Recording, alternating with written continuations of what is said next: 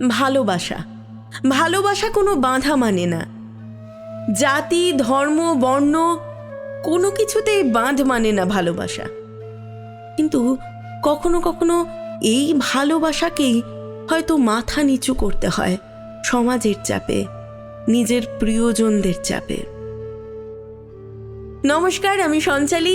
পাঁচমিশালি গল্পে আপনাদের সবাইকে স্বাগত জানাই। আজ আবার আপনাদেরকে শোনাবো সম্পূর্ণ অন্য রকম একটি ভালোবাসার গল্প, শম্পা শম্পী চক্রবর্তীর কলমে, কৃষ্ণকলি আমি তারেই বলি। শুনতে থাকুন, শেষ পর্যন্ত সঙ্গে থাকুন। শুরু করছি আজকের গল্প, কৃষ্ণকলি আমি তারেই।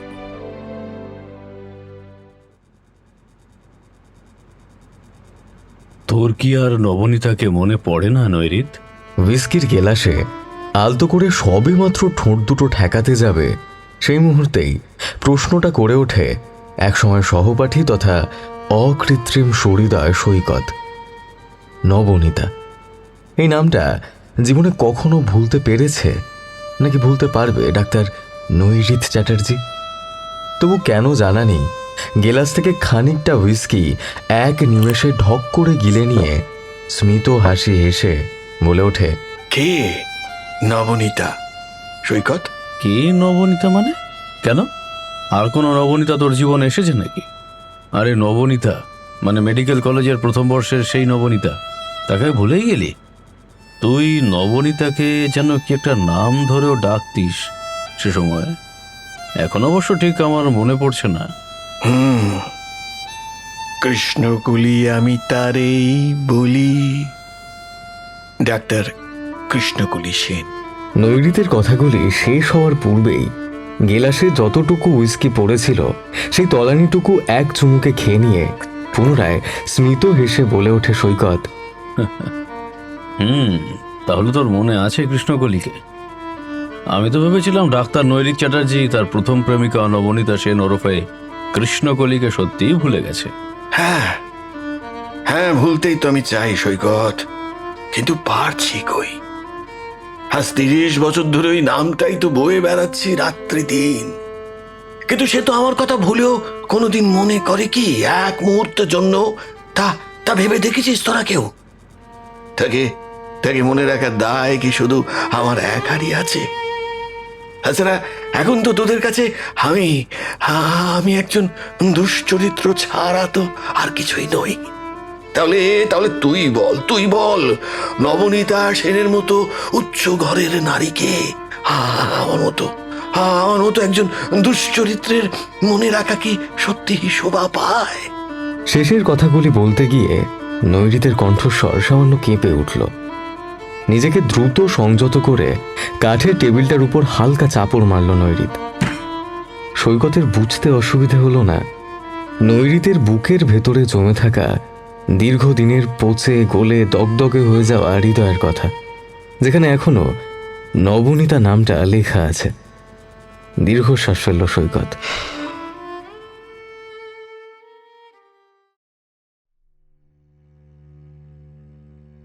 সে কোন বাল্য বয়স থেকে নৈরিতা তার বন্ধুত্ব গড়ে উঠেছিল তা আজ আর তার তেমন করে মনে নেই সৈকতের। সেই জন্যই হয়তো এই বন্ধুটার সুখ দুঃখের সঙ্গে আঙ্গাঙ্গিভাবে জড়িয়ে পড়েছে সেই কবে থেকে। আজ নৈরিত চ্যাটার্জি বড় মাপের একজন ডাক্তার, সেই হেতু নৈরিতের অহংকার বোধ এতটাই যা শোভা পেলেও তার চরিত্রের দোষগুলি কখনোই শোভা পায় না এত বড় একজন ডাক্তার হয়ে। যে কোনো পার্টি চলাকালীন অতিরিক্ত মদ্যপান করে বন্ধু পত্নীদেরকে সহজে কাছে টেনে নিয়ে তাদের শরীরের যত্রতত্র হাত দেওয়া প্রায় সব বন্ধুদের মনেই নৈরিতের প্রতি বিরূপ মনোভাব সৃষ্টি করে তা বলাই বাহুল্য। উপরন্তু কয়েকদিন হলো হাসপাতালের ডাক্তাররা ছাড়াও সাধারণ ঝাড়ুদার শ্রেণীর মানুষগুলো এদের সকলেরই মনে ডাক্তার নৈরিত চ্যাটার্জির চরিত্র সম্পর্কে এক বিরাট প্রশ্ন চিহ্ন দেখা দিয়েছে। তা হলো তার বাড়ির পরিচারিকা বিন্দু, যার বয়স মাত্র 25, তার সঙ্গে নির্লজ্জভাবে দিনের পর দিন দৈহিক মিলনে আবদ্ধ হয়ে চলেছে নৈরিত চ্যাটার্জি, যা ভাবনার বাইরে। বলা যায় এইসব কারণেই হোক বা নৈরিত চ্যাটার্জি একজন অসাধারণ ডাক্তার, যার হাতে কোনো রোগীর আজ পর্যন্ত মৃত্যু তো দূরের কথা, বরং তারা নবজীবন লাভ করে হাসপাতাল থেকে ফিরে গিয়েছে নিজ নিজ পরিবারের কাছে। এইসব দেখে হিংসাবশতই নৈরিত চ্যাটার্জির সমসাময়িকরা তাকে পরিত্যাগ করেছে অনেকদিন। বলা যায় বর্তমানে সৈকতই একমাত্র বন্ধু যে কিনা নৈরিতকে ছেড়ে যেতে পারেনি এখনো। হয়তো নৈরিতের প্রতি দীর্ঘদিনের মমত্ব বোধ তাকে ছেড়ে যেতে দেয়নি, কিন্তু মাঝে মাঝে নৈরিতের প্রতি ওর রাগ কি হয় না? হয়। বিশেষ করে নৈরিত যখন নবনীতাকে ভুলে গিয়ে একটা বাড়ির পরিচারিকাকে নিয়ে মত্ত হয়ে ওঠে। সেই মুহূর্তে আর 5 জনের মতো জানতে ইচ্ছে করে, সত্যিই কি নৈরিত নবনীতাকে ভুলেই গেল? দীর্ঘ 5 বছর ওদের প্রেম চলেছিল। তারপর হঠাৎই একদিন শোনা গিয়েছিল নবনীতা বিয়ে করে নিয়েছে তার বাবার সম্বন্ধ করে আনা কোনো এক পেশায় আইনজীবী ভদ্রলোককে। বিষয়টা আর সকলের মতো সৈকতকেও অবাক করেছিল। এই কি করে সম্ভব? নবনীতা নৈরিতকে ছেড়ে অন্য পুরুষকে নিজের জীবনসঙ্গী হিসেবে বেছে নিল কি করে? ওদের দুজনের মধ্যে তো এমনই সম্পর্ক ছিল যা শুধু সামাজিক বৈবাহিক সম্পর্কটুকু গড়ে ওঠার অপেক্ষায় মাত্র। কারণটা বারবার জিজ্ঞাসা করেছিল সৈকত নৈরিতকে, কিন্তু আজ পর্যন্ত নৈরিত কোনো দিনও বলেনি নবনীতা তাকে ছেড়ে বাবার পছন্দ করা পাত্রকে বিয়ে করেছিল কেন। কিসের অভাব ছিল কলকাতা মেডিকেল কলেজের মেধাবী ছাত্রটির মধ্যে? হয়তো পিতৃহীন বিধবা মায়ের একমাত্র সন্তানটির অর্থনৈতিক অবস্থা সে সময় ভালো ছিল না, কিন্তু শুধু অর্থনৈতিক অবস্থা খারাপ হওয়ায় সামান্যতম কারণে ওদের সম্পর্ক শেষ হয়ে গেল। এটাই কি সত্যি ছিল?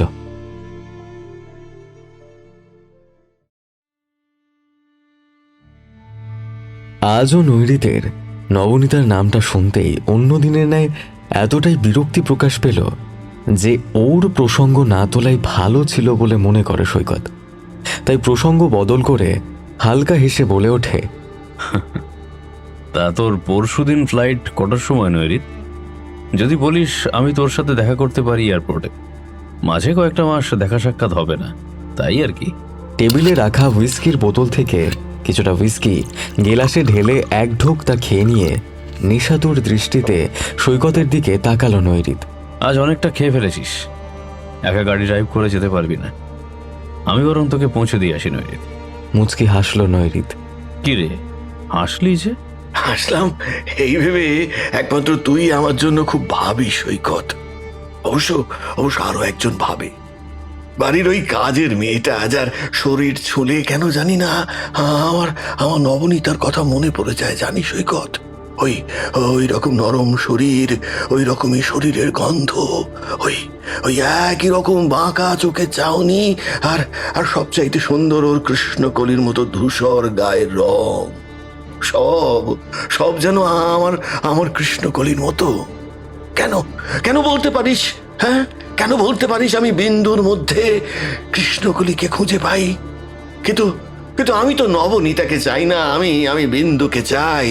বিন্দুর শরীর মন সবটুকু শুধু আমার থাকবে, আমার।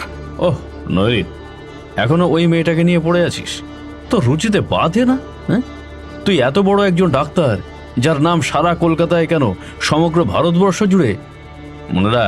মনে রাখ ও একটা পরিচারিকা মাত্র, পয়সার বিনিময়ে একটা দুটো দিন ফুর্তির জন্য একদম পারফেক্ট। তা বলে ওকে নিয়ে ভাবনা চিন্তা করা জাস্ট ভাবা যায় না নৈরিত। সত্যি সত্যি ভাবা যায় না কলকাতার নামকরা হসপিটালের বিখ্যাত কার্ডিওলজিস্ট মিস্টার পঞ্চাশূর্ধ্ব নৈরিত চ্যাটার্জির রক্ষিতা হলো তার বাড়ির 25 বছরের এক পরিচারিকা। রক্ষিতা? কে কে রক্ষিতা? বিন্দু আমার রক্ষিতা? আর তথাকথিত ভদ্র সমাজের নামকরা আইনজীবী আনন্দ সেনের সুন্দরী স্ত্রী নবনীতা সেন তাহলে কি? যে এক পুরুষের সঙ্গে দীর্ঘ 5 বছর প্রেম করে তার সঙ্গে দীঘার হোটেল রুমে লুকিয়ে 2 রাত কাটিয়ে আবার অন্য আরেকজন পুরুষকে বাবার ইচ্ছা অনুসারে বিয়ে করে নেয়। হ্যাঁ, সেই মেয়েটিকে কি বলে তোদের তথাকথিত ভদ্র সমাজ সৈকত? নৈরিত, তুই কিন্তু ভুল করছিস। বিন্দুর সঙ্গে তুই নবনীতা তুলনা করছিস। হ্যাঁ, একটা কাজের মেয়ে আর একটা আর একটা কি সমাজের উচ্চ স্তরের সুন্দরী রমণী। তা 2 দিন বাদে তো তুই লন্ডন চলে যাচ্ছিস, তখন বিন্দুর কি হবে তা ভেবে দেখেছিস? এত যে তার সঙ্গে তুই দৈহিক সম্পর্কে আবদ্ধ হচ্ছিস, এরপর যদি অসাবধানতা একটা বাচ্চা পেটে এসে যায় ওর। সৈকতের প্রশ্নে কিছুক্ষণ অন্যমনস্ক হয়ে পড়ে নৈরিত। একটা দীর্ঘশ্বাস ফেলে হালকা করে দুবার মাথাটা নেড়ে বলে ওঠে, জানা নেই, সত্যি আমার আমার আমার সত্যি জানা নেই। জড়িয়ে আসে কণ্ঠস্বর নৈরিতের। চোখে যেন গভীর ঘুম নেমে আসে ওর। টেবিলের ওপর মাথাটা রেখে ঘুমিয়ে পড়ে নৈরিত।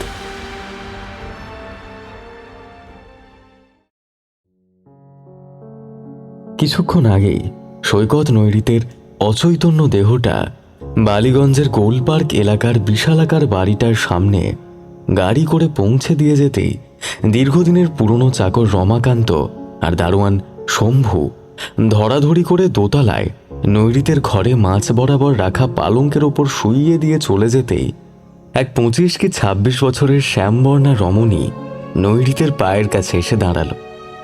কিছুক্ষণ চেয়ে রইল বিছানায় শায়িত নৈরিতের দিকে।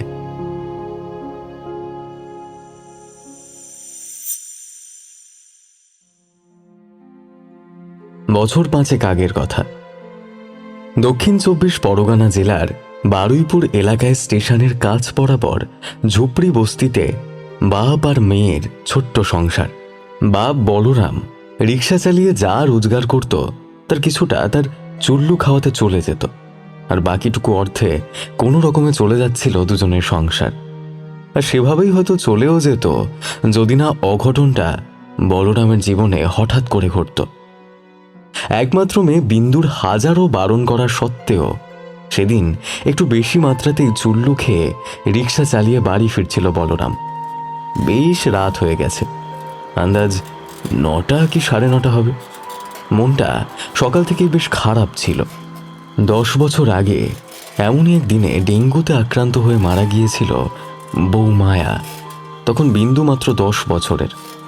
পাড়া পড়শি সবাই এক বাক্যে বলেছিল, আর একটা বিয়ে করো বলরাম, মেয়েটাকে তো মানুষ করতে হবে। কারো কোনো কথা কানে নেয়নি সেদিন বলরাম। ছোট্ট বিন্দুকে বুকে জড়িয়েই সে বাকি জীবনটা কাটিয়ে দেবে সকলকে তা জানিয়েও দেয়। সময়ও কেটে যায়। বিন্দু দেখতে দেখতে 20 বছরের ডাগর ডোগর একটি মেয়ে, বিয়ে দেওয়ার উপযুক্ত। ভালো ছেলে পেলে বিয়েও দিয়ে দেবে ইচ্ছে আছে। খানিকটা জোরেই সেদিন রিক্সার প্যাডেলে চাপ দিয়েছিল বলরাম।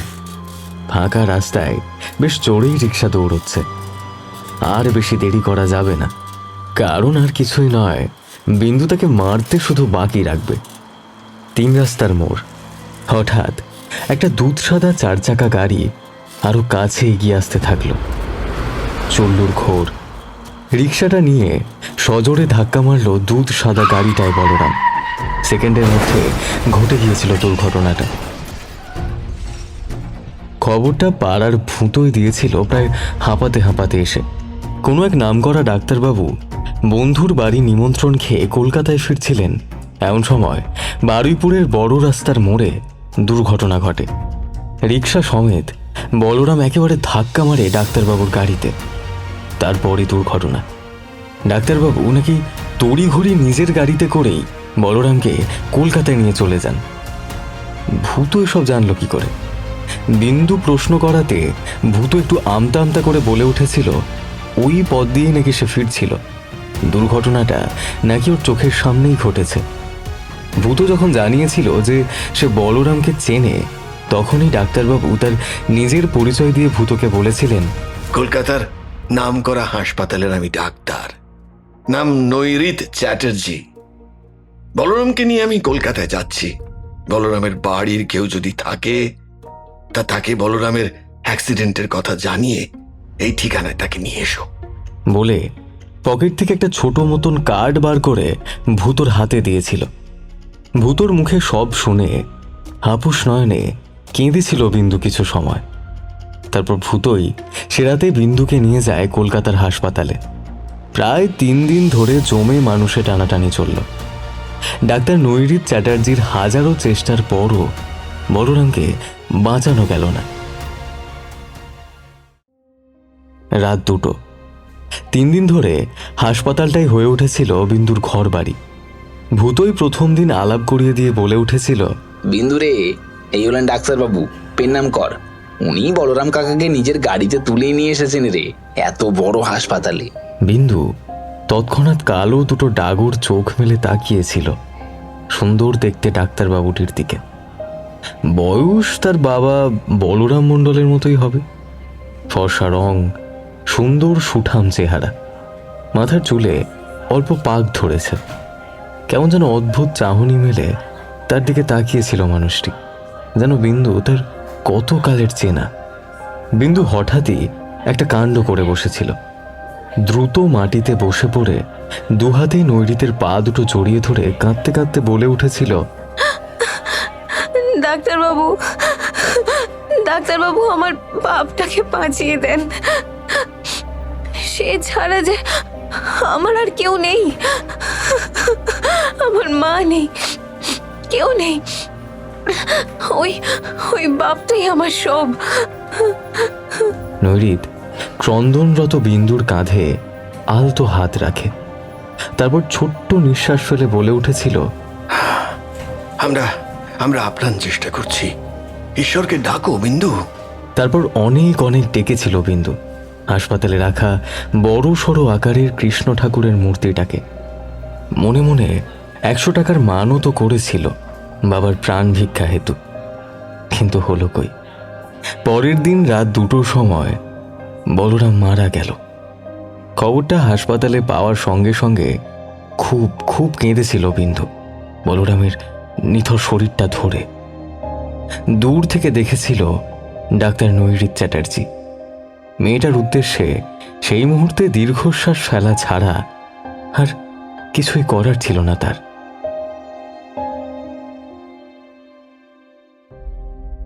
কয়েকটা দিন কেটে গিয়েছিল।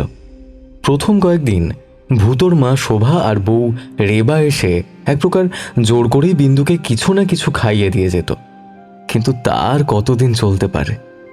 ওদের সকলেরই সংসার আছে, আর ওদের সকলের সংসারেই অভাব অনটনও আছে। তাই ধীরে ধীরে ওরাও বিন্দুর কাছে আসা বন্ধ করে দিল। প্রায় না নেওয়া না খাওয়া অবস্থায় কয়েকদিন বিন্দু পড়েই থাকলো ঘরের এক কোণে। অনাথ মেয়েটার জন্য কারো তখন কোনো সময় নেই। গলির মুখে বড় একটা দুধ সাদা গাড়ি এসে দাঁড়িয়েছিল সেদিন। একজন সুন্দর মতো মানুষ গাড়ির জানালা দিয়ে মাথাটা বের করে জিজ্ঞাসা করে উঠেছিল, ভাই, বলরাম মণ্ডলের বাড়ি কোনটা, একটু দেখিয়ে দেবে? পাড়ার বখাটে ছেলে পাঁচু রোয়াকে বসে বিড়ি ফুঁকছিল। গাড়ির কাছ বরাবর এগিয়ে এসে বিড়িতে বেশ একটা সুপ টান দিয়ে তৎক্ষণাৎ বলে উঠেছিল, কেন, তার বাড়ি কোথায় জেনে আপনার কাম কি? দরকার আছে, জানো যদি তাড়াতাড়ি বলো। পুরুষটি বেশ উচ্চস্বরে কথাগুলি বলে উঠতেই বেশ বিকৃত কণ্ঠস্বরে পাঁচু বলে উঠেছিল, না বললে কি করবেন? জানলে বলো, নয়তো অন্য কারোকে জিজ্ঞাসা করতে হবে। বলরাম মণ্ডল আর বেঁচে নেই, তবে বলরাম মণ্ডলের একটা সুন্দর মেয়ে আছে। খবরটা নিশ্চয়ই আগে শুনেছেন, তাই হয়তো গন্ধে গন্ধে চলে এসেছেন, তাই না? আর সত্যি আপনাদের মতো লোকেরা পারেনও বটে, মেয়ে মানুষের গন্ধ পেলেই হলো। হ্যাঁ, বাজে কথা রাখো, বলো ওদের বাড়ি চেনো কিনা। একজন ভদ্রলোকের সঙ্গে কেমন ভাবে কথা বলতে হয় তা তুমি শেখোনি? নাকি তুমি জানো না? আমি তোমাকে বলরাম মণ্ডলের বাড়ি কোনটা জিজ্ঞাসা করেছি মাত্র, এত কথা শুনতে চাইনি তো। পাঁচু বিড়ির শেষটুকু টান দিয়ে দূরে নিক্ষেপ করে বলে উঠেছিল, স্যার, এ লাইনে অনেক বছর হলো। প্রথমে সবাই বাড়ি কোথায় জিজ্ঞাসা করে, তারপর যদি শোনে সেই বাড়িতে কোনো মেয়ে মানুষ আছে, তখন ওই বাড়িটাই নিজের বাড়ি করে নেয়। তাই আগে ভাগেই আপনাকে বললাম।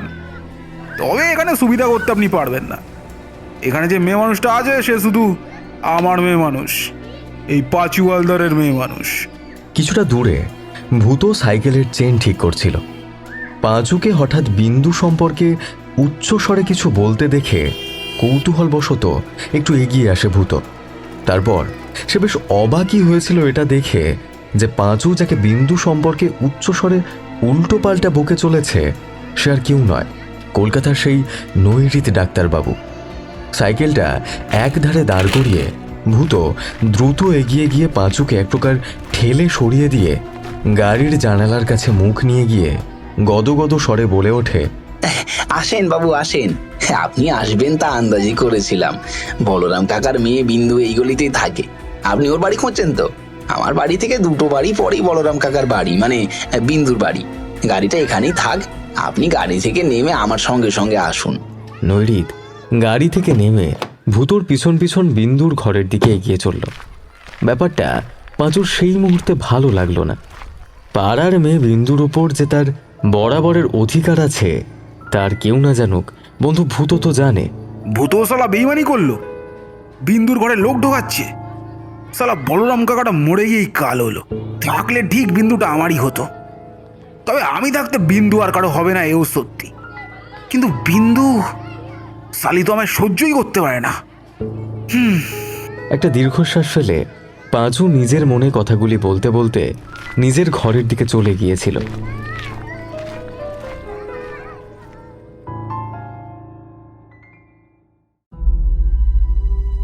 দিনের আলো সবে শেষের মুখে।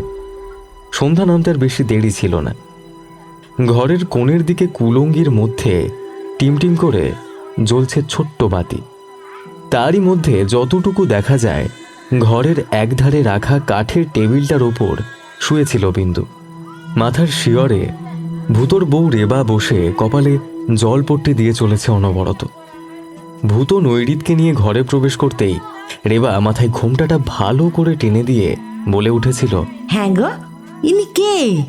রে বা, ইনি হলেন ডাক্তার বাবু। এটার কথা তোমায় বলেছিলাম গো, বলরাম কাকাকে কলকাতায় নিয়ে গিয়ে চিকিৎসা করেছিলেন।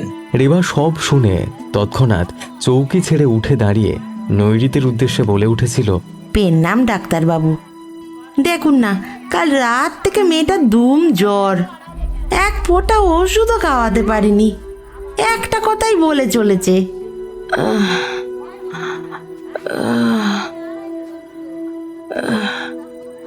আমি আমি মরে যেতে চাই বৌদি।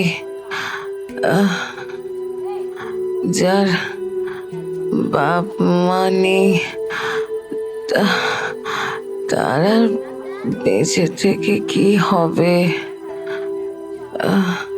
নৈরিত দ্রুত কাঠের চৌকিটার কাছে এগিয়ে গিয়েছিল। নিচু হয়ে আলতো করে হাত ঠেকিয়েছিল বিন্দুর কপালে। একটা দীর্ঘশ্বাস ফেলে বলে উঠেছিল, ভূত, আমি ওকে কলকাতায় আমার হসপিটালে নিয়ে যেতে চাই। তুমি আরো 2-4 জন লোককে জোগাড় করে ওকে আমার গাড়িতে তোলার ব্যবস্থা করো, খুব খুব তাড়াতাড়ি করো। নৈরিতের কথাগুলি বিন্দুর কানে যেতেই বিন্দু আপত্তি জানিয়ে বলে উঠেছিল, আমি যাব না, আমি কোথাও যাব না।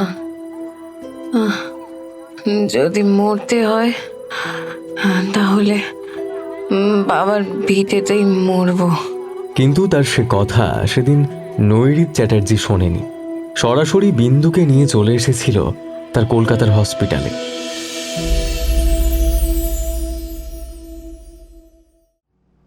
কয়েকদিন কেটে গিয়েছিল। বিন্দু তখন পুরোপুরি সুস্থ। গত কয়েকদিন ধরে দিন রাত মিলিয়ে 3 থেকে 4 বার নৈরিত এসে দেখে গেছে বিন্দুকে।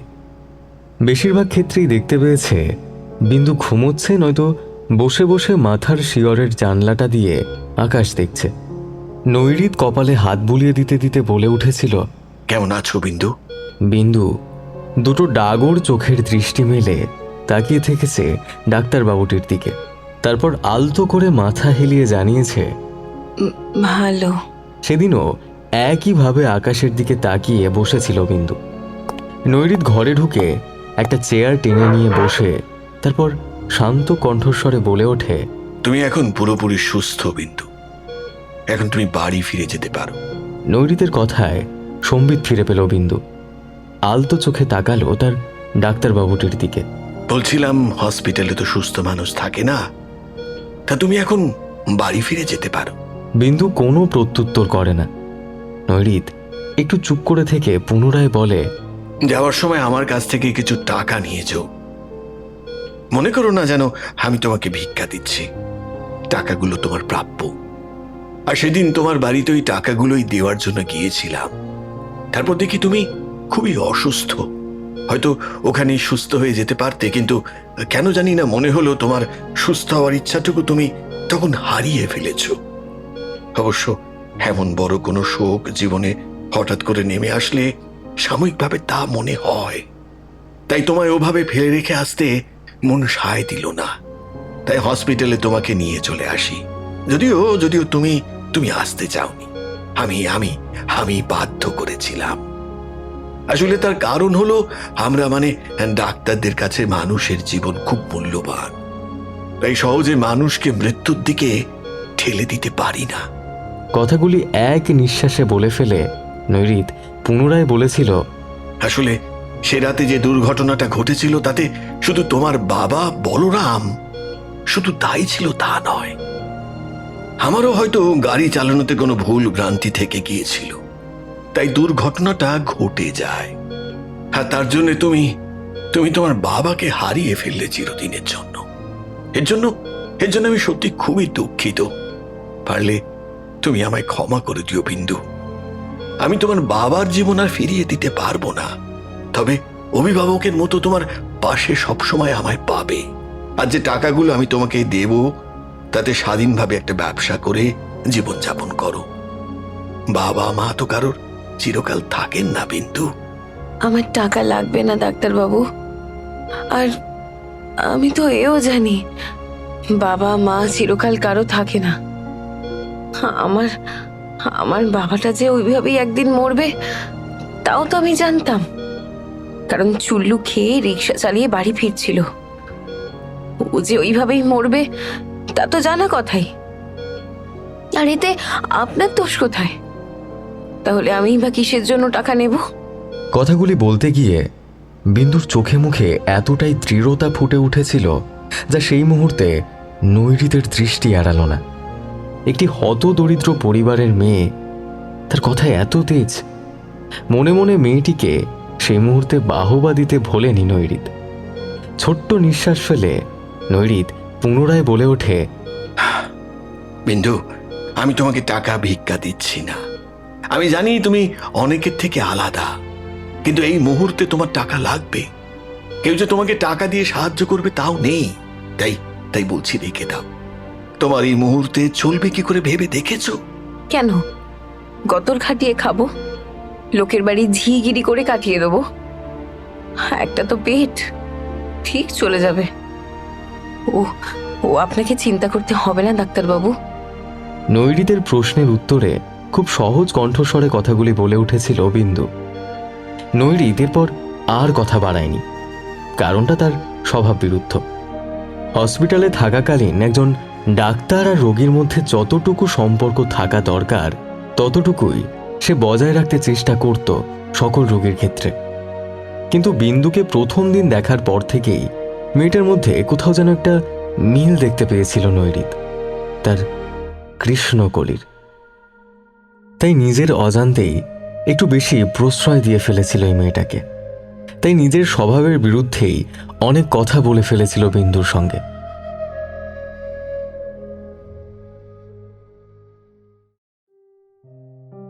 এরপর মাস দুয়েকের মতো সময় কেটে গিয়েছিল।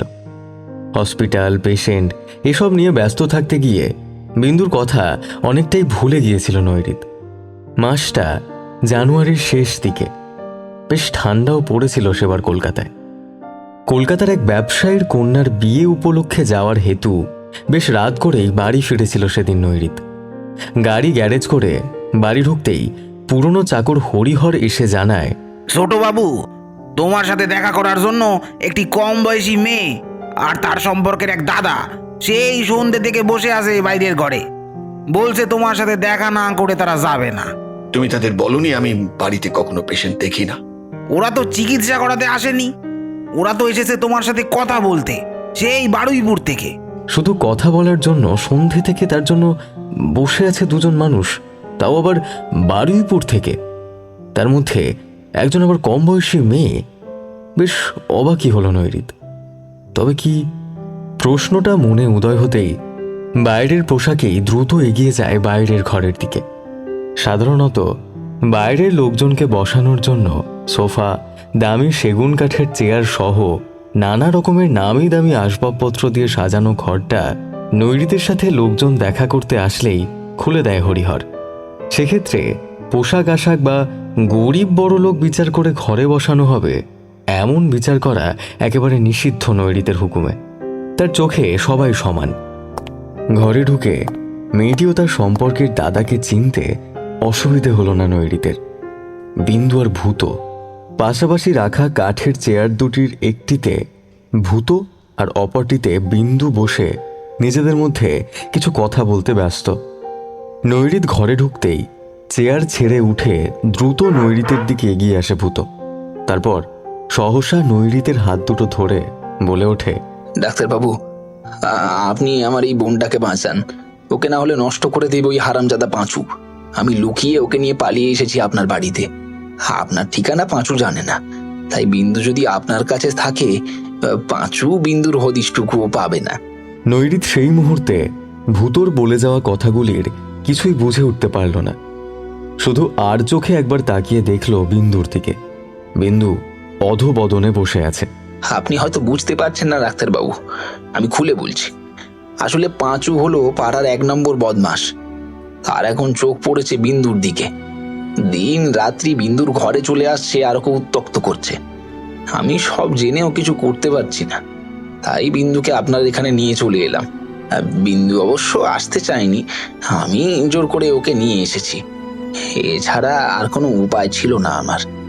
পাঁচু ওর সর্বনাশ করেই ছাড়বে। তারপর নিজের খিদে মিটে গেলে ওকে কোথাও বিক্রি করে দেবে, তার কোনো ঠিক ঠিকানা নেই। বলরাম কাকা চলে যাওয়ার পর বিন্দু 3 কুলে আর কেউ নেই। আমি ওকে ছোট বোনের মতো দেখি, কিন্তু পাঁচুর মতো একজন দুশ্চরিত্রের হাত থেকে ওকে বাঁচানোর মতো ক্ষমতা বা সাহস দুটোই আমার নেই। তাই আপনার কাছে যদি ওকে রেখে দেন, ঝি হিসেবেই না হয় আপনার কাজে বহাল করেন, তাহলে মেয়েটা বাঁচে।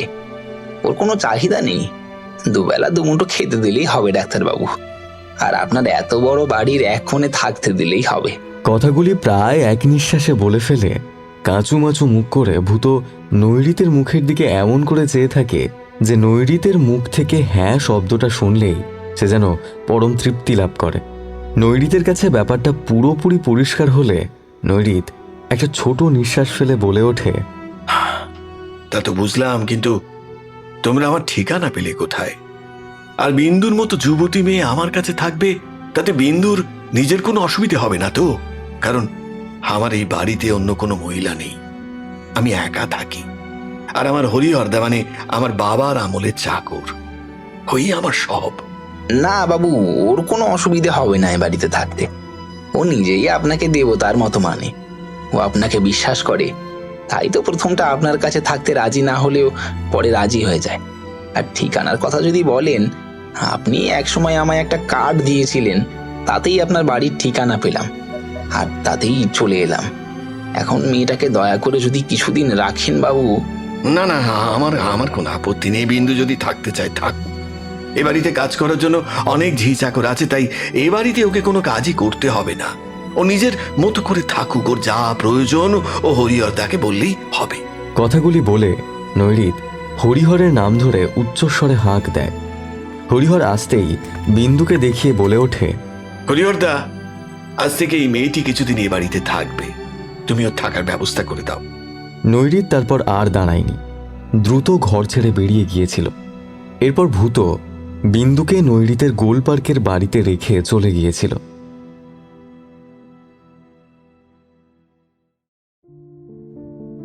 নৈরিতের গোল পার্কের বাড়িটা কখন যে একসময় নিজের বাড়ির মতো করে ফেলেছিল বিন্দু তা জানা নেই। শুধু গোল পার্কের বাড়ি কেন, নৈরিতকেও নিজের অজান্তেই সে কবে যে পরম আপন করে ভালোবেসে ফেলেছিল তাও তার আজ আর মনে পড়ে না। তবে মনে পড়ে সেই দিনটার কথা, যেদিন সে নৈরিতকে পেয়েছিল প্রথম একান্ত আপন করে। কিন্তু সে পেয়েছিল বটে নৈরিতকে, কিন্তু নৈরিত কি তাকে চেয়েছিল সেদিন তার মতো করে? তারপরেও তারা বারবার মিলিত হয়েছে। সেটা কি বিন্দুর নিতান্তই হ্যাংলামো? কিন্তু সে তো ভালোবাসে মানুষটাকে, খুব খুব ভালোবাসে। না, কোনোদিন সে জানতে চায়নি তার কাছে সে ভালোবাসে কিনা বিন্দুকে। কিন্তু প্রশ্নটা বারবারই মনে নাড়া দিয়ে গেছে বিন্দুর, চেতনে কিংবা অবচেতনে, কিন্তু তার কোনো উত্তর মেলেনি। সময়টা ছিল কোনো এক বৈশাখের রাত। সকাল থেকেই আকাশটা কালো করে আসছিল। বিকেলের দিকে কাল বৈশাখী হতে পারে তারই হয়তো পূর্বাভাস দিচ্ছিল। নৈরিত সেদিন হসপিটাল যায়নি কোনো কারণবশত। হরিহর দেশের বাড়ি গিয়েছিল মেয়ের বিয়ে হেতু। বিন্দু নিজের ঘরে বসে আকাশের দিকে তাকিয়ে কালো মেঘের আনাগোনা দেখতেই ব্যস্ত ছিল কিছু সময়। আকাশ ক্রমশ ঘনীভূত হয়ে আসছিল কালো মেঘে। কেমন যেন অদ্ভুত ভয় বুকের ভিতর বারংবার কাঁপিয়ে দিতে থাকে বিন্দুর। জানালার পাল্লা দুটো সজোরে বন্ধ করে বিছানার এক কোণে গিয়ে বসে পড়ে বিন্দু। কিন্তু ভয় তাকে যেন ক্রমশ গিলে খেতে আসতে লাগলো। নিজের ইচ্ছার বিরুদ্ধেই তার মন ছুটে চলে যেতে চাইল পাশের 3টি ঘর পেরিয়ে ওই মানুষটির ঘরটির দিকে। লজ্জার মাথা খেয়ে তার বুকের মধ্যে আছড়ে পড়তে। এতগুলো দিন শুধু একে অপরের দিকে তাকিয়ে থেকেছে ওরা, কিন্তু কই ছুঁয়েও তো সে দেখেনি তাকে কোনো একদিনের জন্য। অভিমান হতো, খুব খুব অভিমান হতো, কিন্তু না, আর অভিমান নয়। সে তো একদিন লুকিয়ে তাদের পল্লীতে দেখেছিল রেবা বৌদির অনিচ্ছাকে পাত্তা না দিয়েই ভূত দাদা তাকে কেমন যেন জোর করে আদর করছিল।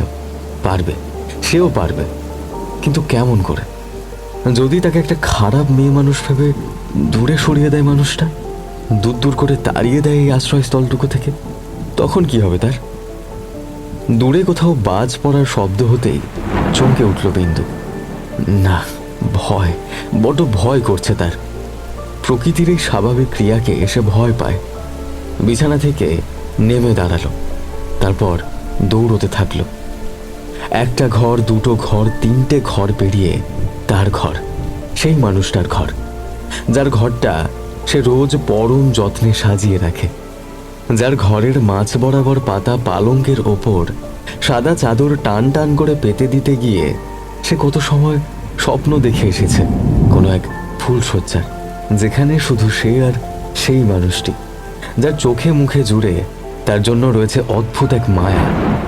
তার প্রতি ভালোবাসা হয়তো মানুষটার নেই, তাতে কি আসে যায়?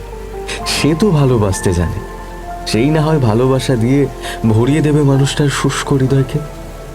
মনে মনে বিন্দু হাসে, নিজেকে নিজেই প্রশ্ন করে, এই বুড়ো লোকটা যে কিনা তার বাবা বলরামেরই বয়সী, তার মধ্যে সে এমন কি দেখল যার জন্য সে তার সবটুকু ভালোবাসা উজাড় করে দিতে পারে?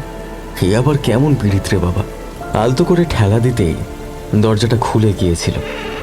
মানুষটা বসেছিল কাঠের নির্মিত আরামকে দাঁড়ায়।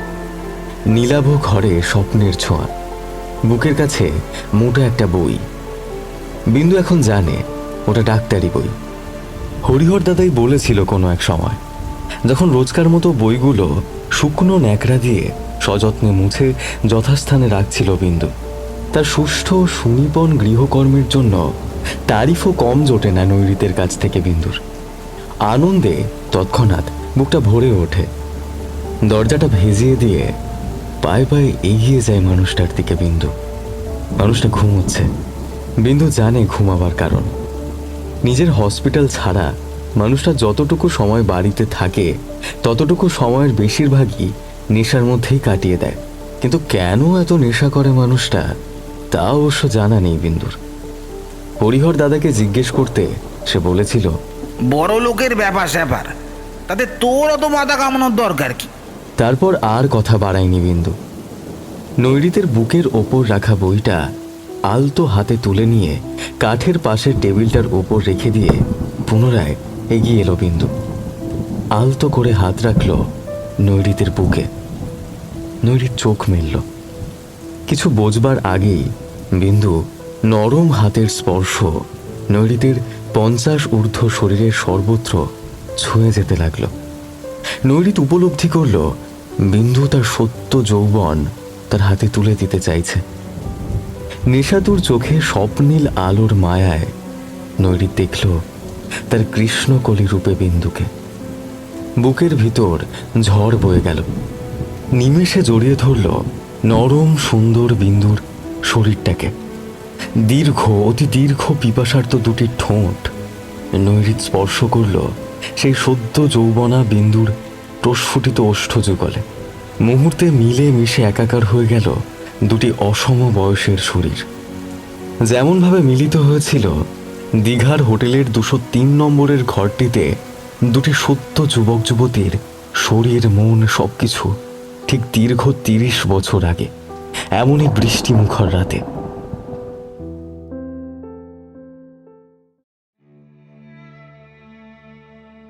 আচ্ছা হরিহর দাদা, উনি কি কারোকে ভালোবাসতেন কৃষ্ণকলি নামে? তাতে তোমার কি? ডাক্তার মানুষ কাকে ভালোবাসবে কাকে ভালোবাসবে না তার উত্তর কি তোমায় দিতে হবে? এসব কথা জানতে হলে সাহস করে ওনাকেই জিজ্ঞাসা করো গিয়ে বাবু। কাজ করতে এসেছো, কাজে মন নেই, শুধু দাদাবাবু সম্পর্কে জানার ইচ্ছে। বেশ বিকৃত মুখ করে কথাগুলি হরিহর সেদিন বলে উঠলেও বিন্দুর কৌতূহলের কিছুতেই নিরসন হলো না। মনে মনে এক প্রকার স্থিরই করে নিয়েছিল কৃষ্ণকলি কে তাকে জানতেই হবে, কারণ জানাটা তো তার দরকার। ডাক্তারবাবু যে তার মধ্যে কৃষ্ণকলিকেই ফিরে পেতে চান, তিনি তো তাকে চান না, তা তো সে ভালো করে এতদিনে জেনে গেছে। সব জানা সত্ত্বেও তবুও সে মানুষটার কাছে ছুটে যেতে চায় বারবার। ওর স্পর্শ যে বড় ভালো লাগে তার, কিন্তু মাঝে মাঝে কি আত্মসম্মানে আঘাত লাগে না তার? লাগে, খুব লাগে। মনে হয় সে বড় লোভী, ভালোবাসার বড়ই কাঙাল সে। তার মধ্যে কৃষ্ণকলিকে পেয়ে সে মানুষটা সুখী হয়, কিন্তু তার সুখ কোথায়? শুধু কাঙালপনা ছাড়া অগত্যা কৌতূহলের নিরসন দরকার। কৃষ্ণকলি কে ডাক্তারবাবু? নিজের ঘরের আরাম কেদারায় গা এলিয়ে দিয়ে কোনো গভীর চিন্তায় মগ্ন ছিল নৈরিত। রাত অনেকটাই গভীর, হালকা রাত। বাতির আলোয় ঘরের ভিতরটা অদ্ভুত আধো আলো আধো ছায়াময় পরিবেশের আকার নিয়েছে। অন্য দিনের তুলনায় বিন্দুকে আজ কেমন যেন গম্ভীর মনে হয়েছিল নৈরিতের। ডিনার টেবিলে অদ্ভুত পাংশু মুখ করে বসেছিল, তা নৈরিতের দৃষ্টি এড়ায়নি। মনে হয়েছিল হয়তো তাকে কিছু বলতে চাইছিল মেয়েটা, কিন্তু বলতে পারছে না। তবে কি বিন্দুর শরীরটা খারাপ? প্রশ্নটা মনের মধ্যে জাগলেও তা মনেই থেকে গিয়েছিল। সেই মুহূর্তে নৈরিত উত্তর খোঁজার তেমন কোনো তাগিদ বোধ করেনি। বিন্দুর ডাকে চিন্তায় ছেদ পড়ল। বলুন না ডাক্তারবাবু, কৃষ্ণকলি কে? কৃষ্ণকলি? পুনরায় বিন্দুর মুখে নবনীতাকে দেওয়া তার নামটা শুনে বেশ অবাকই হলো নৈরিত। বিন্দু কৃষ্ণকলি নামটা কি করে জানল? আর যদিও বা কোনোভাবে শুনেছে, আর তা শোনার পরই কি কৃষ্ণকলিকে জানতেই বিন্দুর মনে অদম্য কৌতূহল জেগেছে? আর সেই কারণেই কি বিন্দুর মুখটা অত মলিন লাগছিল ডিনার টেবিলে? কেন, তুমি তো আমার কৃষ্ণকলি বিন্দু। পরিবেশটাকে হালকা করার জন্য বেশ রসিকতার সুরে নৈরিত কথাগুলি বলে উঠতেই বিন্দু শান্ত কণ্ঠস্বরে বলে ওঠে, আপনি আমায় বলতে পারেন কৃষ্ণকলি কে, আর তার সব কথাও আপনি আমাকে বলতে পারেন ডাক্তারবাবু। বিশ্বাস করুন, আমি আমি একটুও হিংসা করব না তেনাকে। শরীরটা আরাম কেদারা থেকে তুলে বেশ উচ্চ স্বরে হা হা করে খানিকটা হেসে ওঠে নৈরিত। তারপর হঠাৎ করে হাসি থামিয়ে বলে ওঠে, কৃষ্ণকলির কথা শুনতে গেলে তো রাত ভোর হয়ে যাবে বিন্দু। তোমার ধৈর্য থাকবে এক সদ্য প্রেমে পড়া ছেলে মেয়ের জীবনের কিছু কথা শোনার? থাকবে? থাকবে, আপনি বলুন। বেশ দৃঢ় কণ্ঠস্বরে বিন্দু কথাগুলি বলে উঠতেই নৈরিত স্মিত হাসি হাসল। তারপর বলে উঠল, বেশ, আজ আমি আমার কৃষ্ণকলির কথাই তোমায় বলবো। তবে দাঁড়িয়ে থেকে কি কৃষ্ণকলির কথা শুনতে পারবে? একটা চেয়ার টেনে নিয়ে বসো। বিন্দু এতক্ষণ পালঙ্কের ধার ঘেঁষে দাঁড়িয়েছিল। নৈরিতের কথায় পূবের জানালা বরাবর একটা চেয়ার টেনে নিয়ে বসে। পূর্ণ জ্যোৎস্নার আলোকিত রাত্রি। ফস করে দীর্ঘশ্বাস ফেলে নৈরিত শুরু করেছিল তার কৃষ্ণকলির কথা। ব্যারাকপুরের এক গোঁড়া ব্রাহ্মণ পরিবারে আমার জন্ম। জন্মের পর একটু বড় হওয়ার সঙ্গে সঙ্গে আমাদের সকল তুতো ভাই বোনেদের দাদামশাই প্রলয়চন্দ্র চাটুর্যে কানে বীজ মন্ত্র দিয়ে দেন, জীবনের কোনো ক্ষেত্রে উচ্চ নিচ জাতি ভেদাভেদ করো না, কারণ তা অন্যায়। তাতে পরিবার তোমাদের পাশে থেকে তোমাদের সাহস দেবে সবসময়।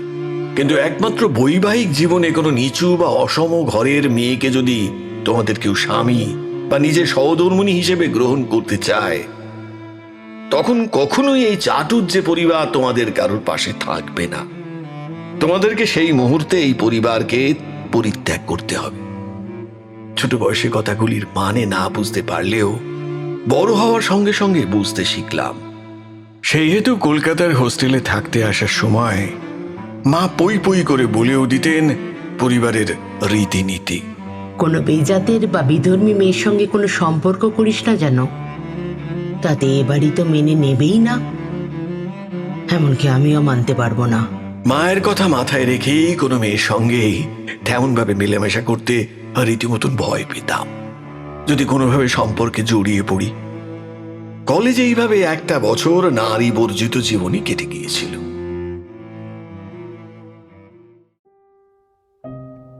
এরপর মেডিকেলের দ্বিতীয় বর্ষ। সদ্য কিছুদিন আগে বাবা মারা গিয়েছেন। মায়ের সাবধান বাণী পুনরায় মাথায় নিয়ে ব্যারাকপুরের পৈতৃক বাড়িতে সদ্য বিধবা মাকে দাদামশাই আর জ্যাঠা জেঠিমাদের কাছে রেখে বাবার সকল পারলৌকিক কাজকর্ম সেরে সবে হোস্টেলে ফিরে এসেছিলাম। একদিন বেশ রাতের দিকে হঠাৎ বন্ধু তন্ময় বেশ হন্তদন্ত এ হোস্টেলের ঘরে এসে জানালো, নবনীতা নামে একটি প্রথম বর্ষের ছাত্রী আমাদেরই সহপাঠী সুদীপ্ত রায়কে একটা সজোরে গালে চড় মেরেছে। সুদীপ্ত রায়ের মতন একটা মস্তান গোছের চেহারা ছেলেকে একটা মেয়ে চড় মেরেছে। বেশ অবাকই হয়েছিলাম। সুদীপ্ত রায় ছেলেটি সম্পর্কে যতটুকু চিনেছিলাম কলেজের প্রথম বর্ষে থাকাকালীন, তা হলো ছেলেটি অত্যন্ত বদরাগী আর উচ্ছৃঙ্খল, অর্থাৎ তোমাদের ভাষায় অত্যন্ত বদমাস ধরনের ছেলে। মেয়েদের দেখলেই কেমন যেন অদ্ভুত আকার ইঙ্গিত করত, যা মেয়েদের কাছে কখনোই সম্মানজনক ছিল না।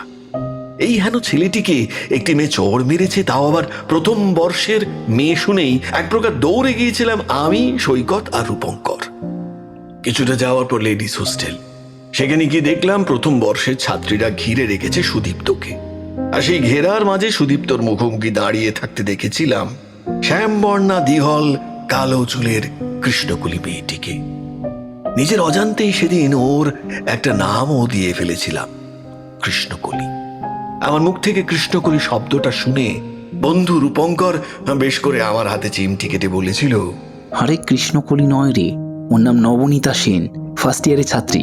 আমার কানে কথাটা কতটা গিয়েছিল তা আমি জানি না, তবে চোখ নিবদ্ধ থেকেছিল ছিপছিপে শ্যামলা রঙের মেয়েটির চোখ দুটোর দিকে।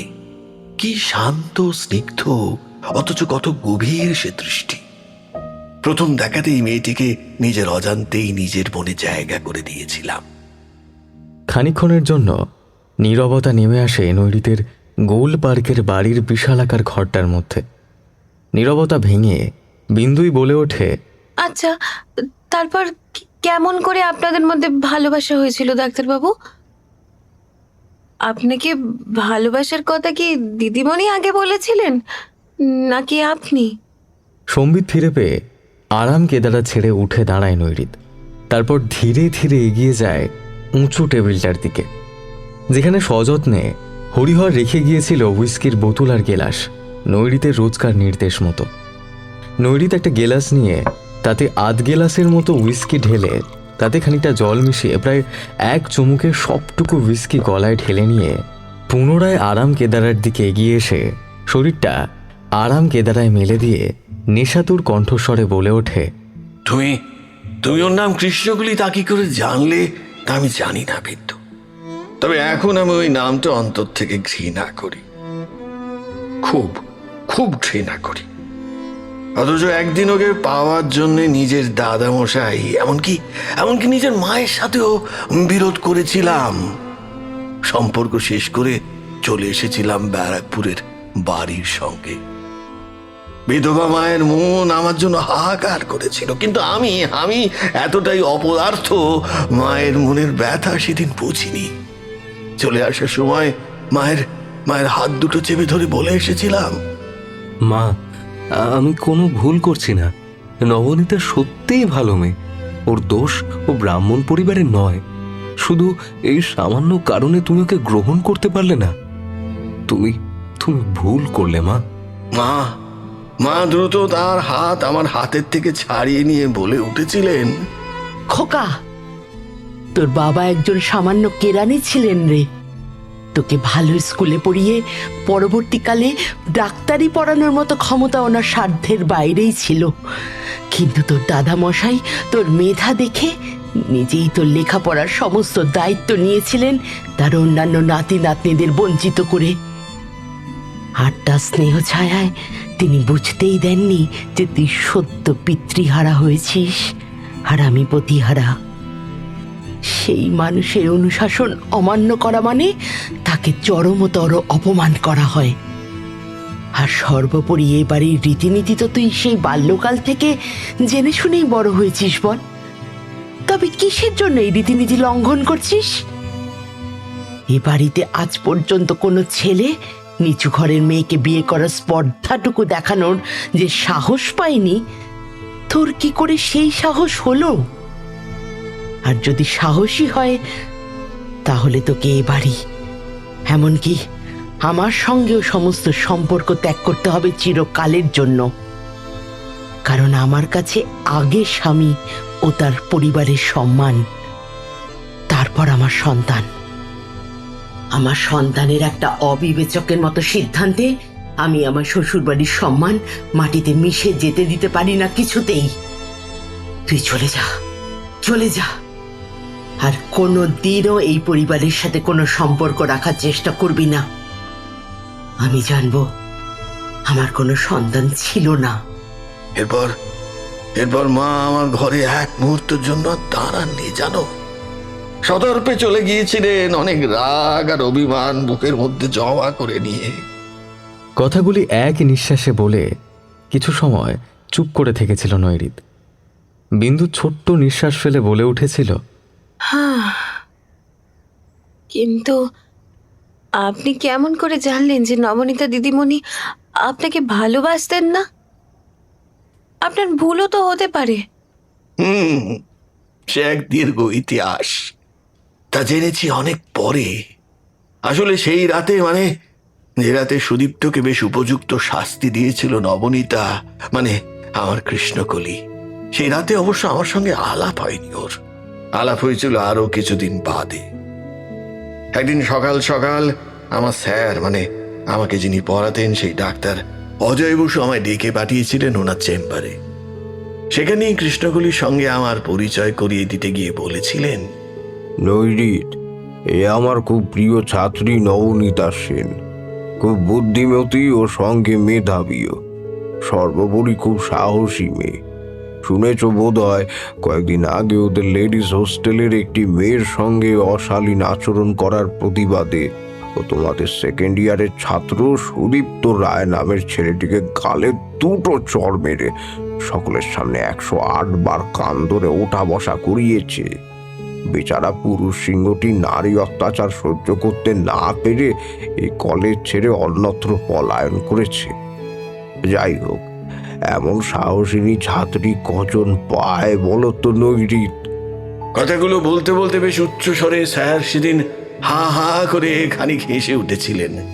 সেই মুহূর্তে আমার চোখে পড়ে গিয়েছিল নবনীতার কাজল কালো দুটি সলজ্জ চোখের দিকে, যা আমাকে এই পর্যবেক্ষণ করছিল এতক্ষণ আমারই অগোচরে।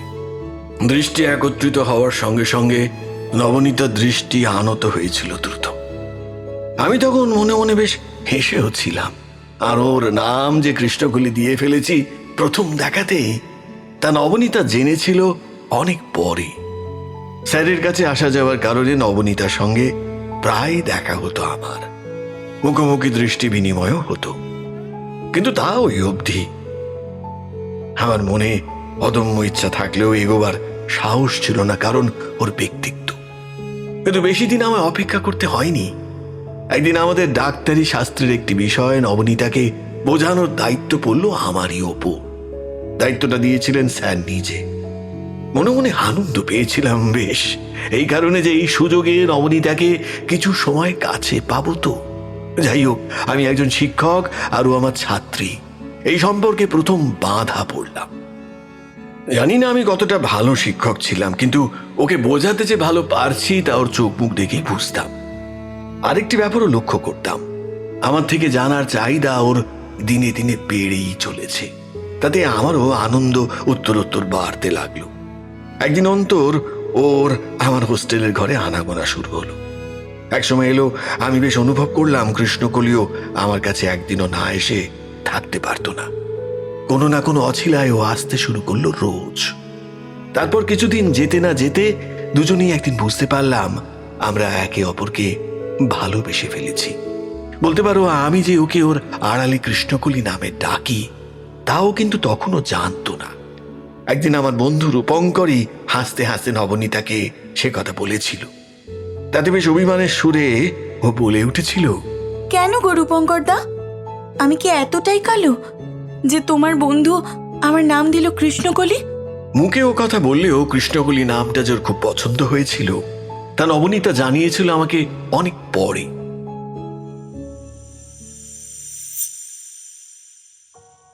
কলেজের বাৎসরিক পিকনিক হবে।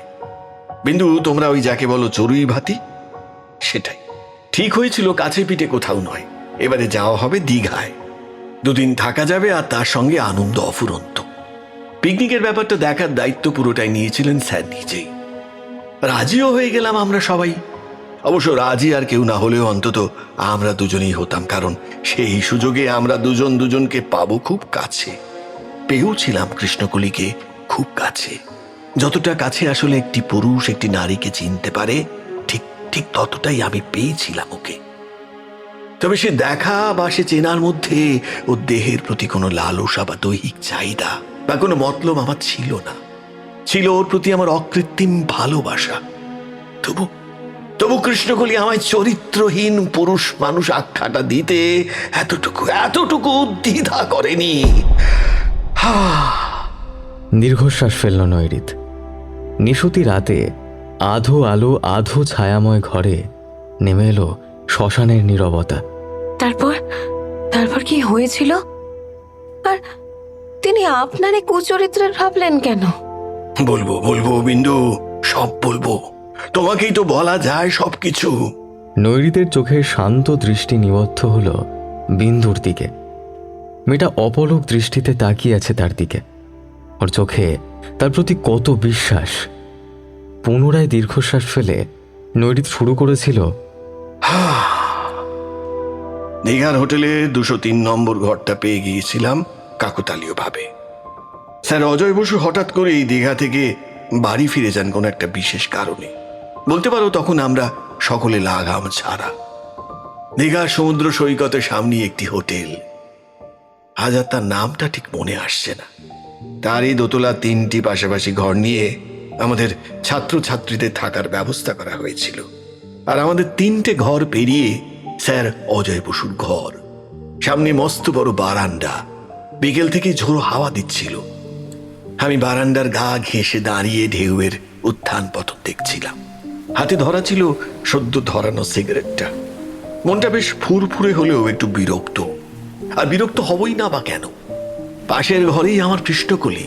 সকাল থেকে কথা বলার বারংবার চেষ্টা করে চলেছি, অথচ এমন ভাব দেখাচ্ছিল যেন আমায় চিনতেই পারছে না। হরিপ্রিয় বান্ধবী লোপাকে নিয়ে 2বার ডাকতেও পাঠিয়েছিলাম, কিন্তু লোপার মুখের ওপর বলে দিয়েছিল পিকনিকে ওর নাকি অনেক দায়িত্ব পড়েছে। আমার সঙ্গে কথা বলার মতো সময় ওর নাকি আর একদমই নেই। বুঝেছিলাম এটা কৃষ্ণকলির নিছক বাহানা, হয়তো কাছে আসতে সংকোচ বোধ করছে। অবশ্য সংকোচের কারণও ছিল। স্যার অজয় বসুর প্রত্যক্ষ দৃষ্টি যা কৃষ্ণকলিকে অনুসরণ করছিল সবসময়, তা আমার বুঝতে অসুবিধা হয়নি। আসলে কৃষ্ণকলির প্রতি স্যারের স্নেহ যে প্রবল তা আমার কাছে অজানা ছিল না। কিন্তু পূর্ণ যৌবন কোনো বাধা মানে না। মনে মনে কৃষ্ণকলিকে ক্ষণিকের জন্য হলেও পাওয়ার অদম্য ইচ্ছা আমার মনে রয়ে গিয়েছিল। দীঘা এলাম, অথচ কৃষ্ণকলিকে একটুর জন্য নিজের করে পাবো না, এটা ভাবতেই পারছিলাম না। রাত ক্রমশই পার ছিল, কিন্তু সুযোগ কোথায়? স্যারের কঠোর দৃষ্টির আড়ালে কৃষ্ণকলিকে কেমন করে নিয়ে যাব? কেমন করে? তাছাড়া সেটা ঠিকও হবে না। কাকতালীয়ভাবে সুযোগটা এসে গিয়েছিল সেদিন। সৈকতে এসে খবরটা দিয়েছিল অজয় স্যার নাকি কলকাতায় ফিরে যাচ্ছেন হঠাৎ করে প্রয়োজনীয় কোনো কাজ পড়ে গেছে, তাই ঝড় জলের মধ্যেই ওনাকে বেরিয়ে যেতে হচ্ছে। যাওয়ার সময় উনি থাকার জন্য 203 নম্বর ঘরটা ছাত্রছাত্রীদের সুবিধার্থে রেখে গেছে। কথাগুলি বলে মুচকি হেসেছিল সৈকত। সেই মুহূর্তে সৈকতের মুচকি হাসার কারণটা ঠিক বুঝতে না পেরে উঠে বলেছিলাম, কি ব্যাপার, হাসছিস যে? সৈকত পুনরায় একটু মুচকি হেসে বলেছিল, ঘর তো খালি, এবার যা নবনীতাকে নিয়ে যত পারিস প্রেম কর, যা। আমি সলজ্জ হাসি হেসেছিলাম, কিন্তু মনে মনে যার পরনায় আনন্দ পেয়েছিলাম স্যার ফিরে যাচ্ছেন। সেই সঙ্গে প্রশ্নটা মনে জেগেছিল, কৃষ্ণকলি কি আমার ডাকে সাড়া দিয়ে আসবে? সমাধানটা অবশ্য সৈকতই করে দিয়েছিল। নৈরিত, সকাল থেকে তোকে আর নবনীতা দুজনকেই দেখছি শুকনো মুখে ঘুরে বেড়াচ্ছিস। তোদের মধ্যে এতটুকুও কথা হয়নি, অথচ তোরা একে অপরের প্রেমে হাবুডুবু খাচ্ছিস কবে থেকে? কি ব্যাপার বলতো? তা তো ঠিক, কিন্তু এখানে কথা বলার সুযোগ কোথায় পেয়েছি বল? আরে স্যার তো চলে যাচ্ছেন, 203 নম্বর ঘরটা তো ফাঁকাই পড়ে থাকবে। যা না, কৃষ্ণকলিকে নিয়ে যত পারিস প্রেম কর, যা। সৈকতের কথাগুলো শুনে মনে মনে কেন জানি না একটা অদ্ভুত অদ্ভুত উত্তেজনা বোধ করেছিলাম, কিন্তু তার সঙ্গে মনে প্রশ্নটাও জেগেছিল, এত রাতে কৃষ্ণকলি আমার কাছে আসতে চাইবে? তাই প্রশ্নটা না করে পারলাম না সৈকতকে। কিন্তু নবনীতা কি আসবে সৈকত? আসবে রে, আসবে। তোকে ভালোবাসে, অথচ দিঘার মতো রোমান্টিক জায়গায় এসে তোর কাছে আসবে না, তা কি হয়? নবনীতাও চায় তোর সঙ্গে একটু একা থাকতে। নেহাত স্যারের কঠোর দৃষ্টি ছিল, কিন্তু এখন তো আর ভয় নেই, স্যার বাড়ি ফিরে যাচ্ছেন, অতএব তোরা প্রেম করতেই পারিস। সৈকত হাসতে হাসতে চলে গিয়েছিল, আমিও অপেক্ষা করে থেকেছিলাম কৃষ্ণকলির জন্য। পুনরায় কিছু সময়ের নীরবতা নেমে এলো নৈরিতের গোল পার্কের ঘরটা জুড়ে। নীরবতা ভেঙে বিন্দুই প্রশ্ন করে ওঠে, তা দিদিমণি সে রাতে এসেছিলেন আপনার কাছে ডাক্তারবাবু? ছোট নিঃশ্বাস ফেলে নৈরিত আবার বলতে শুরু করে, রাতের দিকে বৃষ্টি শুরু হয়েছিল, প্রথমে টিপ টিপ করে, তারপর তুমুল ঝোড়ো হাওয়ায় ওলট পালট করে দিচ্ছিল চারদিক। রাতের খাওয়া সেরে আমরা বন্ধুরা যে যার মতো গল্পে ব্যস্ত, কিন্তু আমার চোখ দুটো শুধু খুঁজে বেড়াচ্ছিল কৃষ্ণকলিকে। হঠাৎ লোপা এসে কানে কানে বলেছিল, 203 নম্বর ঘরে কৃষ্ণকলি আমার জন্য অপেক্ষা করছে। বন্ধুদের দৃষ্টি এড়িয়ে চলে গিয়েছিলাম 203 নম্বর ঘরটাতে। হালকা নীল রঙের রাত বাতির আলোয় দেখেছিলাম ঘরের মাঝ বরাবর খোলা জানলাটা দিয়ে প্রকৃতির তাণ্ডব লীলা দেখতে ব্যস্ত কৃষ্ণকলি। আমি ঘরে প্রবেশ করতেই বেশ চমকে গিয়ে আমার দিকে দুটো কালো চোখ মেলে তাকিয়েছিল। আমি ধীরে ধীরে কাছে এগিয়ে যেতে দুষ্টুমি ভরা হাসি হেসে আমায় বলে উঠেছিল, কি কেমন জব্দ করলাম? আমি ওর কাছে এগিয়ে গিয়েছিলাম। তারপর ওর পাতলা দুটো ভেজা ঠোঁটে আলতো করে তর্জনী ছুঁয়ে বলে উঠেছিলাম, এমন জব্দ আর করো না কৃষ্ণকলি, আমি যে তোমায় খুব খুব ভালোবাসি। তারপর কখন যেন নরম শরীরটা গভীর আলিঙ্গনে আবদ্ধ করেছিলাম প্রবল উত্তেজনায়। ও কোনো বাধা দেয়নি আমার আলিঙ্গন, নিজেকে সম্পূর্ণভাবে উজাড় করে দিয়েছিল। আমিও একের পর এক চুম্বনে ভরিয়ে দিয়েছিলাম ওর ঠোঁট, ওর গাল, ওর কপাল, ওর কণ্ঠ, ওর সর্বশরীর। কৃষ্ণকলিও কত অবলীলায় মেলে ধরেছিল নিজেকে আমার কাছে। তারপর কেমন করেই বা মিলিত হয়েছিল দুজনের দুটো শরীর, তা সদ্য যৌবন প্রাপ্ত ছেলে মেয়ে দুটোই জানত। পরের দিনও 203 নম্বর ঘরটায় আমরা একইভাবে মিলিত হয়েছিলাম সবার অলক্ষ্যে, নিজেদের সম্পূর্ণ ইচ্ছেতে। তবে আজ সবই মনে হয় স্বপ্ন। হ্যাঁ, কারণ এখন মনে হয় কৃষ্ণকলি হয়তো সেদিন চেয়েছিল আমার কাছ থেকে একটু আনন্দ পেতে। ভালোবাসা কাকে বলে ও জানতো না।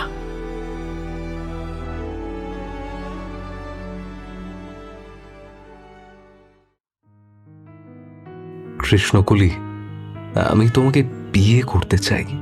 সদ্য ডাক্তারি পাশ করে একদিন দুজনে চলে গিয়েছিলাম ময়দানে। সবুজ ঘাসের উপর দুজনে পাশাপাশি বসে কথাগুলো বলছিলাম। আমার মুখ থেকে বিয়ের কথা শুনে ওর মুখটা ক্ষণিকের জন্য উজ্জ্বল হয়ে উঠে কেমন যেন ম্লান হয়ে গিয়েছিল সেই মুহূর্তে। আমিও নরম হাতে আলতো চাপ দিয়ে বলে উঠেছিলাম, কৃষ্ণকলি, সত্যিই আমি তোমাকে বিয়ে করতে চাই। আমার মা খুব তাড়াতাড়ি কলকাতা এসে তোমার সঙ্গে তোমার হোস্টেলে দেখা করে তোমার বাবার কাছে যাবেন আমাদের বিয়ের কথা বলতে। তুমি তুমি রাজি তো? ও ফ্যাল ফ্যাল করে কেমন যেন অদ্ভুত দৃষ্টি মেলে তাকিয়ে থেকেছিল আমার মুখের দিকে। ওর পাতলা ঠোঁট দুটো থরথর করে কেঁপে উঠে কিছু বলতে চেয়েছিল সেই মুহূর্তে, কিন্তু বলতে পারলো না কেন আজও আমি জানি না। ভোর এলো বিন্দু, যাও এবার নিজের ঘরে যাও। আমি এখন বড় ক্লান্ত। আমার নয় অন্য কোনোদিন শোনো কৃষ্ণকলির কথা। কথাগুলি বলতে গিয়ে সত্যিই বেশ কণ্ঠস্বর ক্লান্ত শোনালো নৈরিতের। কিন্তু বিন্দু নাছোড়বান্দা, তাকে যে জানতেই হবে শেষ পর্যন্ত কৃষ্ণকলির সঙ্গে তার ডাক্তারবাবুর বিয়েটা হলো না কেন। অথচ আজও ডাক্তারবাবু কৃষ্ণকলির স্মৃতি বয়ে নিয়ে বেড়াচ্ছে তার বুকের ভেতর। আজও তার হাতের স্পর্শের মধ্যে সে তার কৃষ্ণকলিকেই খুঁজে বেড়ায়। কোনো ঘনিষ্ঠ মুহূর্তে শুধু কৃষ্ণকলির নাম সে উচ্চারণ করে। অথচ নবনীতা দিদিমণি এমনই একজন মেয়ে মানুষ যে ডাক্তারবাবুকে ভালো করে চিনতেই পারল না, যে ডাক্তারবাবু তাকে কতটা ভালোবাসে, যে মেয়ে মানুষ কত সহজে তার শরীর দিতে পারল যে পুরুষ মানুষটাকে, অথচ তাকে সে ভালোই বাসত না। তবে কি ডাক্তারবাবুর কথাই ঠিক? দিদিমণি শুধু আনন্দটুকুই পেতে চেয়েছিল ডাক্তারবাবুর কাছ থেকে। এও কোনোদিন সম্ভব? কোনো মেয়ে মানুষ এরকম হয়? মনের মধ্যে নানা প্রশ্নের ভিড় নিয়েই বিন্দু বলে ওঠে, ডাক্তারবাবু, আর আর শেষটুকু বলে দিন আজ।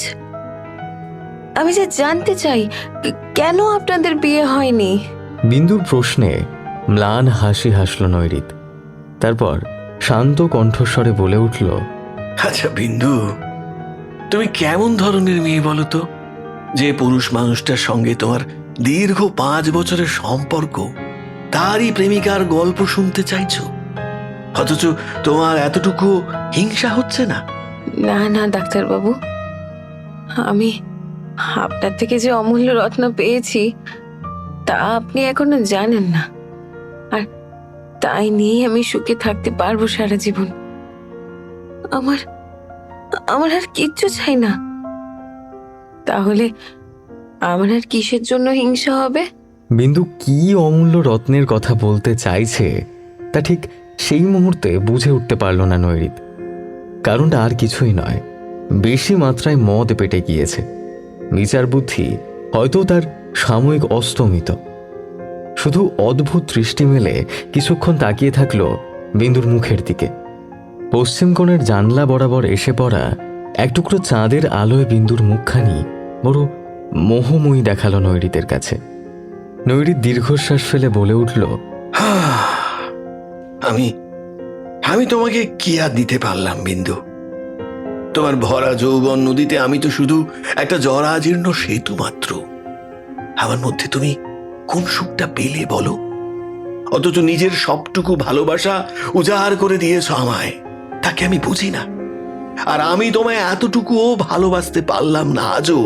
আমার আমার বলতে অসুবিধে নেই, আজও কেন জানি না তোমার দেহ স্পর্শ করলেই আমার আমার কৃষ্ণকলির মুখটাই ভেসে ওঠে চোখের সামনে বারবার।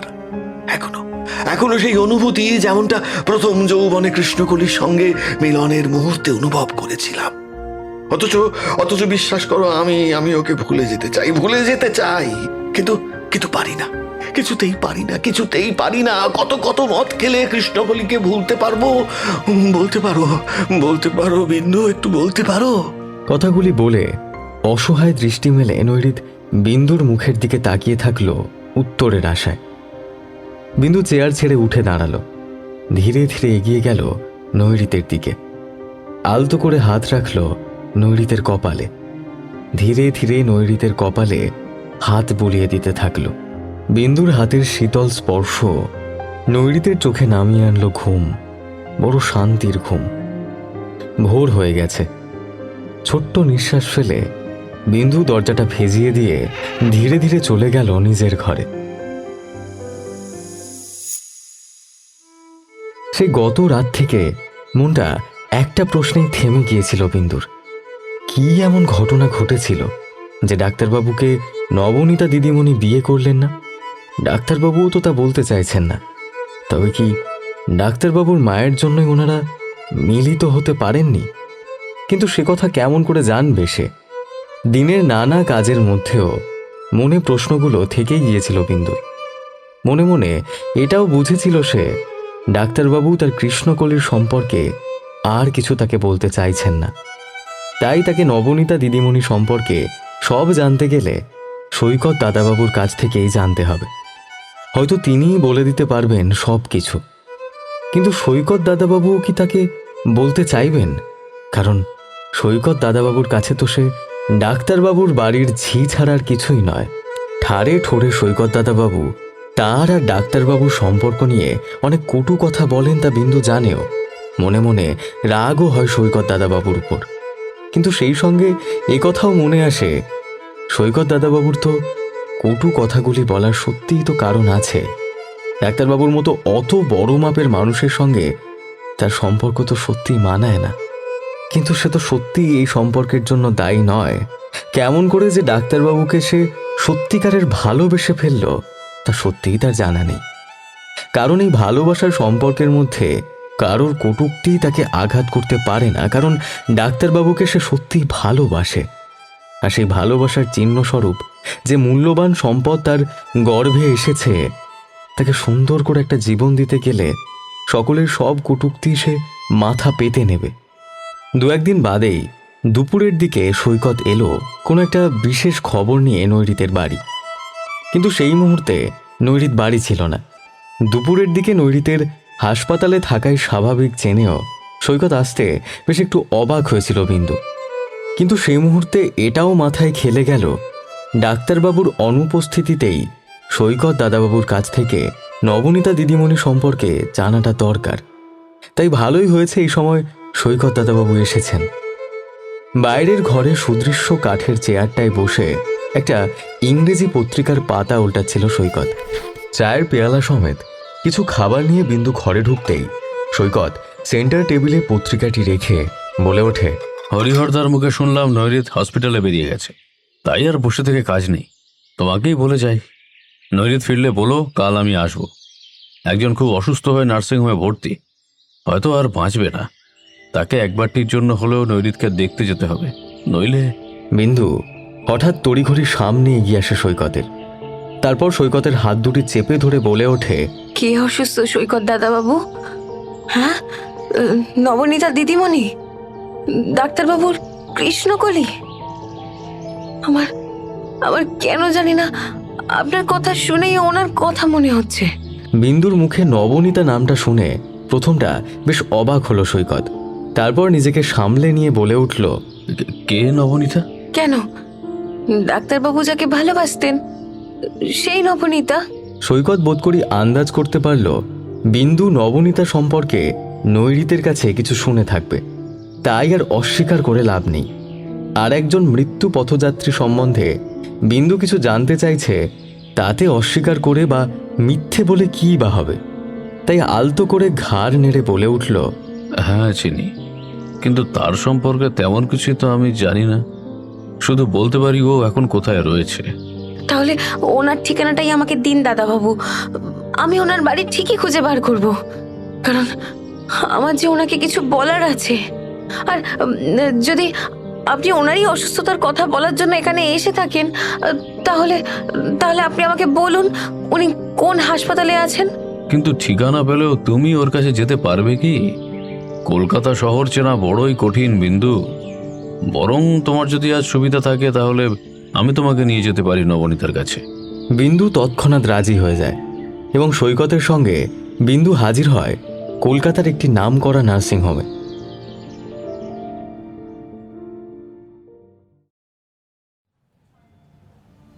সৈকতের দেখানো পথে গাড়ি এসে দাঁড়িয়েছিল কলকাতার একটি নামকরা নার্সিংহোমের সামনে। সৈকত বিন্দুকে নিয়ে ভিতরে গেল।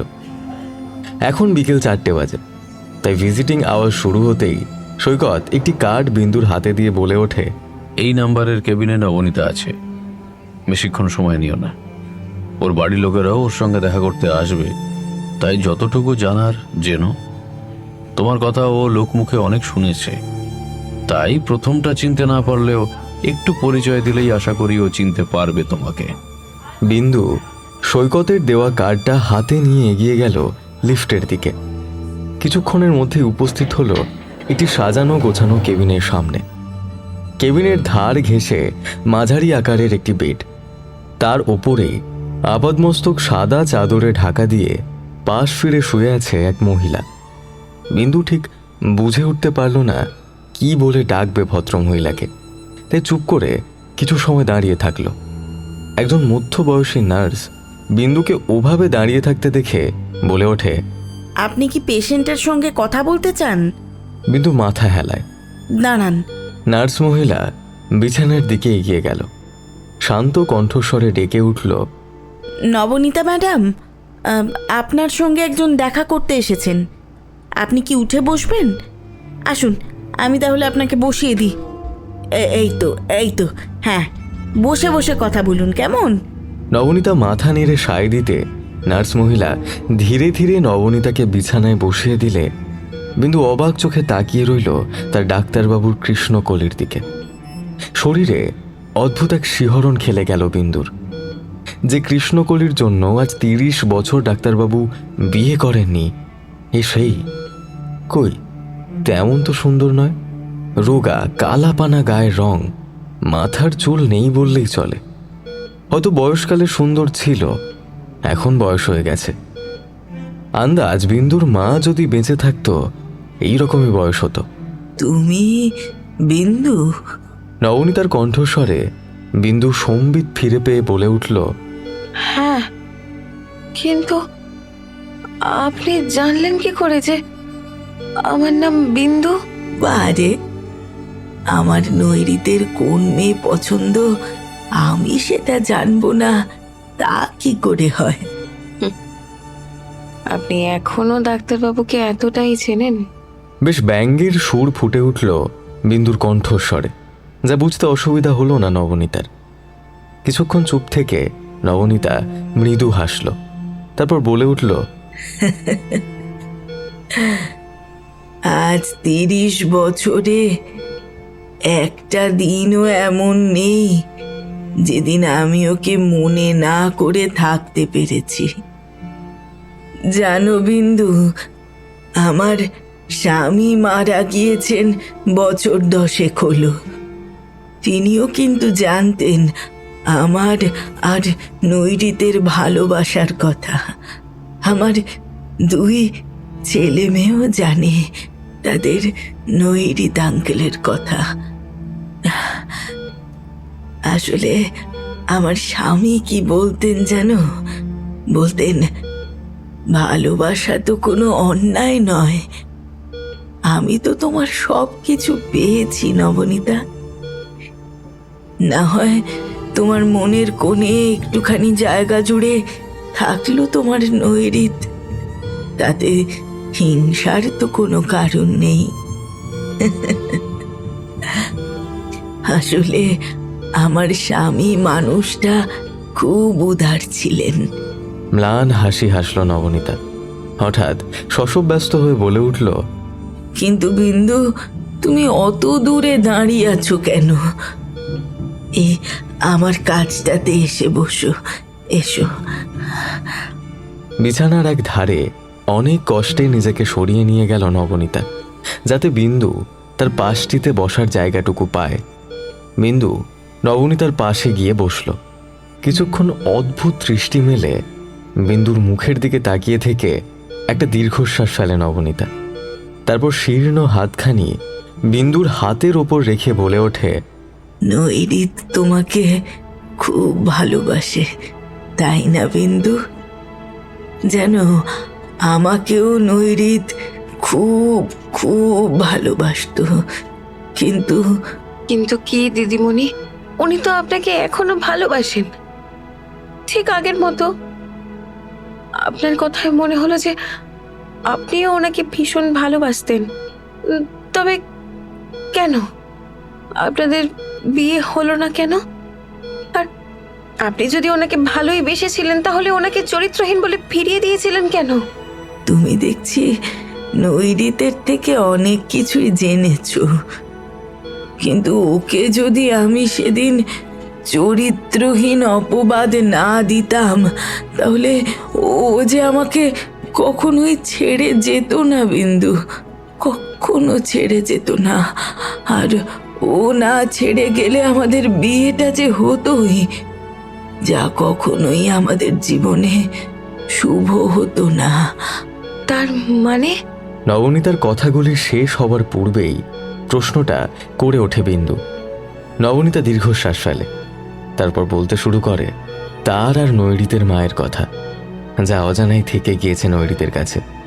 সে 30 বছর আগের এক শীতের সন্ধ্যার কথা। সেই সন্ধ্যায় আমার হস্টেলের ঘরে আমি একাই ছিলাম। আমার ঘরের সঙ্গী বান্ধবীটি কোনো কারণে নিজের বাড়ি গিয়েছিল। সামনে পরীক্ষা, তাই সবে বইটা খুলে মুখের সামনে মেলে ধরেছি। আমাদের হস্টেলের গার্ড নরেন্দার পিছন পিছন একজন মধ্যবয়সী ভদ্রমহিলা ঘরে ঢুকে এলে নরেন্দা আমার দিকে আঙুল দেখিয়ে বলে উঠেছিল, এই হলো আমাদের নবনীতা দিদিমণি।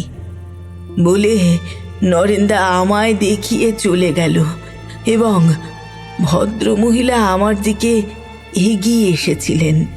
আমি বিছানা ছেড়ে উঠতে যাব, ওনাকে বসার জন্য কোনো চেয়ার এগিয়ে দেব বলে, কিন্তু উনি আমাকে উঠতে বাধা দিয়ে বেশ কোমল ও মিষ্ট কণ্ঠস্বরে বলে উঠেছিলেন, আমি নৈরিতের মা, তুমি নবনীতা, তাই তো?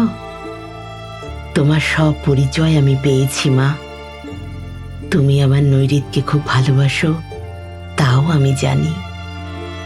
কিন্তু আমি আজ তোমার কাছে এসেছি একটা ভিক্ষা চাইতে, যা তুমিই পারো এই পর অন্যে প্রতিপালিতা বিধবা মাটিকে দিতে। আমি অবাক হলাম, মনে ভয়ের সঞ্চার হলো আমার। মনে মনে ভেবে পেলাম না উনি নৈরিতের মা, উনি আমার কাছে কি ভিক্ষা চাইতে এলেন? আমার স্বামী একজন সাধারণ কেরানি ছিলেন। ছেলেকে ভালো স্কুলে পড়ালেও ডাক্তারি পড়ানোর মতো ক্ষমতা ওনার ছিল না। তাছাড়া পড়ানোর সময় পাওয়ার আগেই উনি পৃথিবী থেকে চলে গেলেন। তখন নৈরিতের ডাক্তারি পড়ার সমস্ত খরচ খরচা কাঁধে তুলে নেন আমার শ্বশুরমশাই, মানে নৈরিতের ঠাকুরদামশাই। আর উনি হলেন সাত্ত্বিক মোরা ব্রাহ্মণ। তার পরিবারে আজ পর্যন্ত কোনো নিচু জাতের মেয়ে পুত্রবধূ বা নাতবউ হয়ে প্রবেশ করেননি, এটাই ওনার অহংকার। তুমি প্রথম যে কায়স্থ ঘরের মেয়ে হয়ে ওনার পরিবারের সদস্যা হয়ে প্রবেশ করবে, কিন্তু তা কখনোই ওই পরিবারের কাম্য নয়। যদিও চরিত্র বা স্বভাব এবং শিক্ষাগত যোগ্যতায় তুমি যে কোনো পরিবারের উপযুক্ত বউ হতে পারো, কিন্তু একেই তুমি কায়স্থ, সর্বোপরি তুমি দত্তক কন্যা, যার পিতা মাতা বংশ পরিচয় কিছুই পাওয়া যায় না। সে কি কখনো কোনো সম্ভ্রান্ত পরিবারের বউ হবার যোগ্য বলে তুমি মনে করো? তোমার সেন পদবী আর আমরা চ্যাটার্জি, তাতেও হয়তো মেনে নেওয়া যেত এই উঁচু ও নিচু জাতের বিবাহ। কিন্তু যে মুহূর্তে জানা গেছে তুমি তোমার বাবার নিজের সন্তান নও, ওনারা তোমাকে দত্তক নিয়েছিলেন, তাহলে কি করে তোমাকে চ্যাটার্জি বাড়ির পুত্রবধূ হিসেবে মেনে নেব বলতে পারো? আমি কায়স্থ, উপরন্তু দত্তক। আমি স্তম্ভিত। কি কথা বলে চলেছেন উনি, ঠিক বুঝে উঠতে পারলাম না সেই মুহূর্তে। তবে কি এই সকল কারণেই আমায় নৈরিতের জীবন থেকে সরে যেতে হবে চিরকালের মতো? সেই ইচ্ছায় কি মনে মনে পোষণ করে এসেছেন এই ভদ্রমহিলা? উনি আমায় চুপ করে বসে থাকতে দেখে দ্রুত আমার বিছানার কাছটিতে এগিয়ে এসে অদ্ভুত একটা কাণ্ড করলেন। নিজের আঁচলটা আমার সামনে মেলে ধরলেন, তারপর অশ্রুসিক্ত কণ্ঠস্বরে বলে উঠলেন, মনে করো আমি তোমার মা, আর সেই অধিকার থেকেই আমি তোমার কাছে আমার ছেলেকে ভিক্ষা চাইছি। মা, তুমি আমার ছেলের জীবন থেকে চলে যাও। আমি একজন বিধবা মা, আর নৈরিত আমার একমাত্র সন্তান। অনেক অনেক স্বপ্ন রয়েছে আমার আর ওর ঠাকুরদা মশাইয়ের ওকে ঘিরে। আমার কথা নয়, ছেড়েই দাও। ওর ঠাকুরদা মশাইয়ের মতো একজন সাত্ত্বিক ব্রাহ্মণের কথাটা একটু চিন্তা করো মা। তিনি কিছুতেই তোমাদের বিয়ে মেনে নিতে পারবেন না, উনি মরে যাবেন। আমি কিছুক্ষণ চুপ ছিলাম। মনে মনে ভেবেছিলাম আমার জন্মের ইতিহাস যদি একটি পরিবারের, বিশেষ করে একজন মা আর একজন বৃদ্ধ ঠাকুরদা মশাইয়ের কষ্টের কারণ হয়, তবে কি দরকার সে কষ্টকে ডেকে আনার। নিজেকে সংযত করলাম এই ভেবে যে থাক না, মানুষ নৈরিত ওদের সন্তান রূপে। আমার জীবনে না হয় শুধু ওর নামটুকুই থাক। কিন্তু একটা কথা আমি সেই মুহূর্তে কিছুতেই ভেবে পেলাম না, যে আমার জন্ম ইতিহাস একমাত্র আমার পালিত বাবা মা আর আমি ছাড়া আর কেউ জানে না। তাহলে নৈরিতের মা জানলেন কি করে? আমার প্রত্যুত্তরের আশায় কিছুক্ষণ আমার মুখের দিকে তাকিয়ে থেকেছিলেন ভদ্রমহিলা। হয়তো আমি নিরুত্তর দেখে একটু বিরক্ত হয়েছিলেন। নিজের আঁচলটা দ্রুত গুছিয়ে নিয়ে ভদ্রমহিলা এবার অত্যন্ত রূঢ় স্বরে বলে উঠেছিলেন, সবকিছু জানার পরেও তোমার সঙ্গে যদি আমার নৈরিতের বিয়ে হয়, তবে তুমি জেনে রাখো, সেই বিয়ে কোনো দিনও সুখের হবে না। চমকে উঠেছিলাম আমি। কি বলছেন উনি? ভয়ে আমার বুকের ভেতরটা কেঁপে উঠেছিল।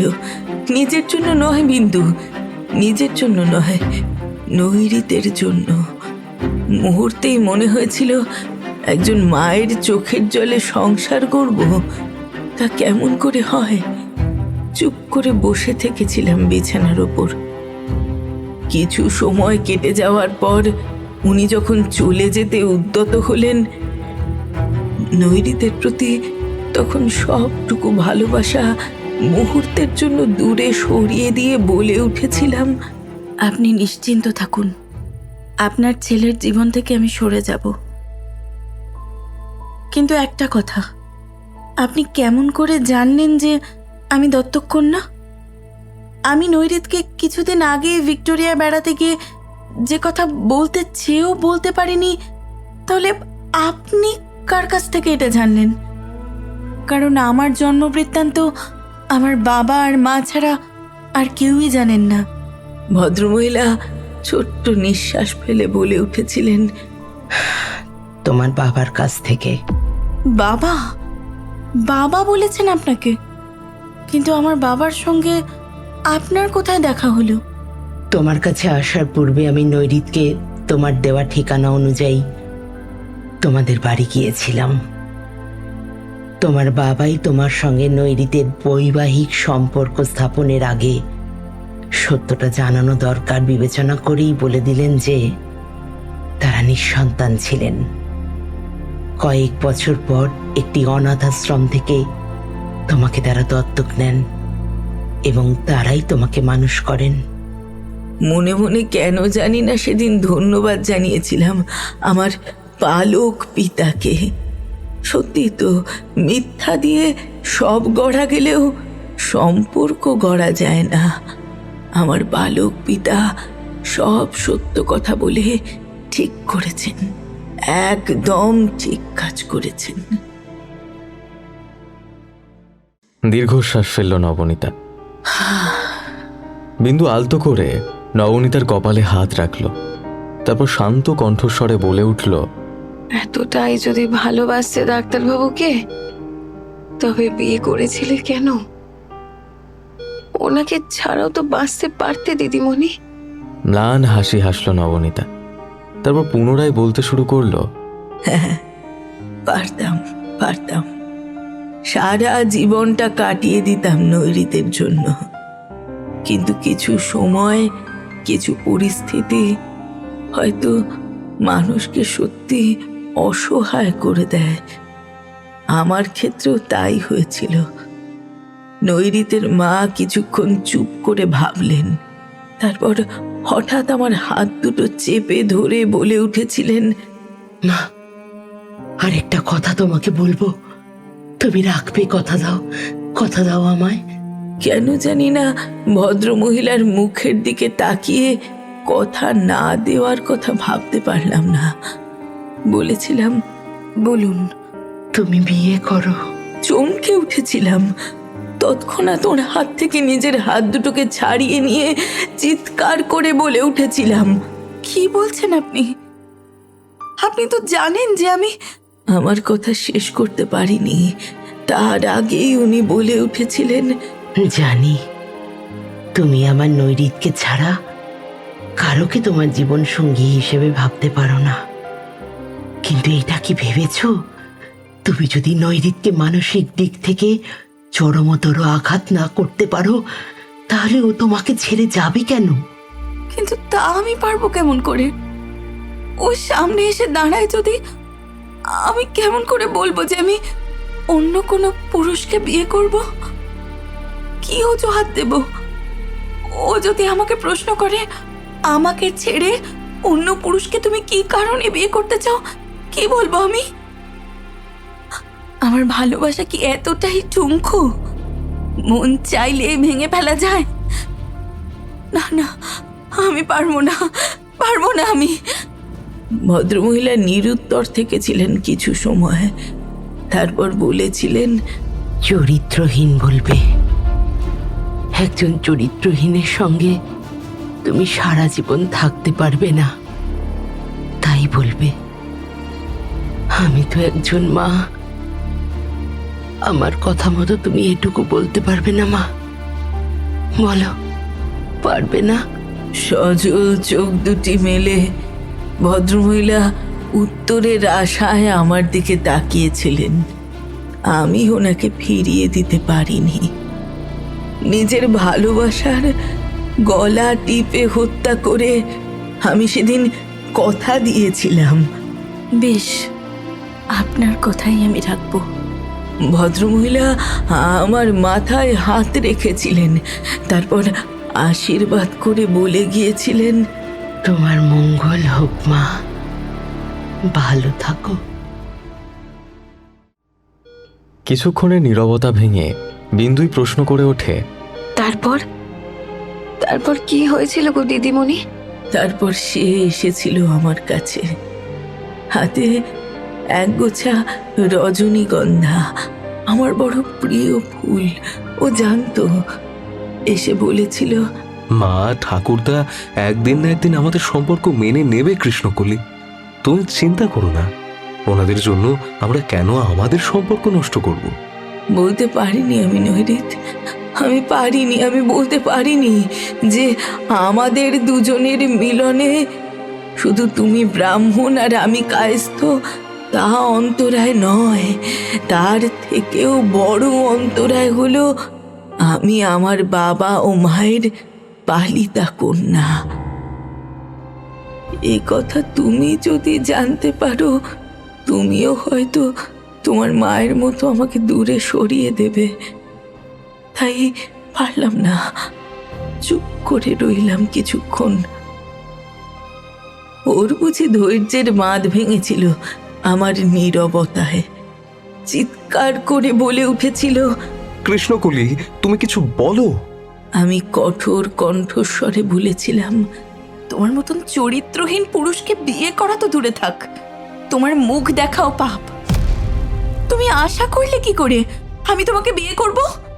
তোমার মতো মানুষকে বিয়ে করার আগে আমার মৃত্যু কাম্য। এরপর যতটা অপমান করলে একটা মানুষ নিজে থেকে চলে যায়, তাই করেছিলাম ওকে। আর দেখেছিলাম আমার নৈরিতকে ধীরে ধীরে চলে যেতে। আর তারপর তড়িঘড়ি কিছু মাস বাদেই বাবার দেখা একজন আইনজীবী, যিনি নিজেও পিতামাতার দত্তক পুত্র, সেই রকম পাত্রকে বিয়ে করে আমি ওর জীবন থেকে নিজেকে সরিয়ে ফেলার চেষ্টা করলাম, কিন্তু কিন্তু বিশ্বাস করো বিন্দু, পারিনি, আমি পারিনি। দিনের পর দিন স্বামীর শয্যা সঙ্গিনী হয়েও মন খুঁজে ফিরেছে নৈরিতকে। জানতাম সেটা অন্যায়, আমি আমার স্বামীকে ঠকাচ্ছি, কিন্তু এছাড়া তো আমার আর কিচ্ছু করার ছিল না। মন তো আর কারো বশ্যতা স্বীকার করে না। ছোট্ট নিঃশ্বাস ফেলল নবনীতা, তারপর শান্ত কণ্ঠস্বরে পুনরায় বলে উঠল, জানো বিন্দু, আমার মনে হয় জীবনে ভালো হয়তো একজনকেই বাসা যায়, আর সেই ভালোবাসা নিখাদ ভালোবাসা। নবনীতা বিন্দুর হাতটা নিজের হাতে তুলে নিল। আচ্ছা বিন্দু, বলতে পারো এতে নৈরিতের মা কার ক্ষতি করেছিলেন সেদিন? তিনি তার জেদ, তার অন্ধ জাত ধর্মের জন্য তার সন্তানেরই সব থেকে বেশি ক্ষতি করেছিলেন। আমার জীবন থেকে নৈরিত হয়তো চলে গিয়েছিল, কিন্তু নৈরিতের জীবনে তো আমি থেকেই গিয়েছিলাম। আর আমার দেওয়া মিথ্যে অপবাদ, সেটাও তো সত্য হয়ে ওকে চরিত্রহীন বানিয়ে তুলেছিল।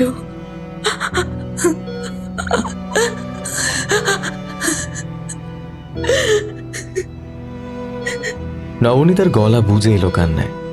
বিন্দু নবনীতার পিঠে আলতো হাত বুলিয়ে দিতে দিতে বলে উঠল, দিদিমণি, তুমি সত্যি এখনো তাকে কত ভালোবাসো? হ্যাঁ, যেমনটি উনি তোমাকে বাসেন। আচ্ছা বিন্দু, এমন কেন হয় না যে ও আমাকে না, তোমাকে, শুধু তোমাকে ভালোবাসবে? আমি জানি তোমাদের দৈহিক সম্পর্কের কথা, আমি জানি, কিন্তু সেই দৈহিক সম্পর্কের ওপর যে সম্পর্ক থাকে সেটা হলো নিখাদ ভালোবাসার সম্পর্ক। আমি চাই তুমি ওকে তোমার সব কিছু দিয়ে বাঁধো। ওর জীবনের এই সায়াহ্ন বেলায় ভোরের ফুল হয়ে তুমি ফুটে থাকো। তোমার ভালোবাসার বাঁধনে ও ভুলে যাক ওর কৃষ্ণকলিকে, ভুলে যাক। কথাগুলি বলতে গিয়ে প্রচণ্ড উত্তেজনায় নবনীতার শরীর থরথর করে কেঁপে উঠল। তা বিন্দুর দৃষ্টি এড়াল না। বিন্দু আলতো করে নবনীতার হাতটা নিজের হাতের মধ্যে নিয়ে নিজের পেটের উপর রাখল। তারপর ফিসফিস করে বলে উঠল, আমি পারবো দিদিমণি, তুমি দেখো, আমি ঠিক পারবো। আর আমি যদি নাও পারি, এই যে দেখো, এই যে এই পেটের ভেতর যেটা আছে না, সে পারবে তার বাবাকে সবটুকু অতীত ভুলিয়ে দিতে। কথাগুলি বলে বিন্দু বিছানা ছেড়ে উঠে দাঁড়ালো। বিন্দুর শেষের কথাগুলি আনন্দে বুকটা যেন ভরিয়ে দিল নবনীতার। বিন্দুর দিকে তাকিয়ে থাকতে গিয়ে ক্ষণিকের জন্য দেখতে পেল সেই 30 বছর আগের নিজেকে। নবনীতার মুখে ফুটে উঠল পরম তৃপ্তির হাসি।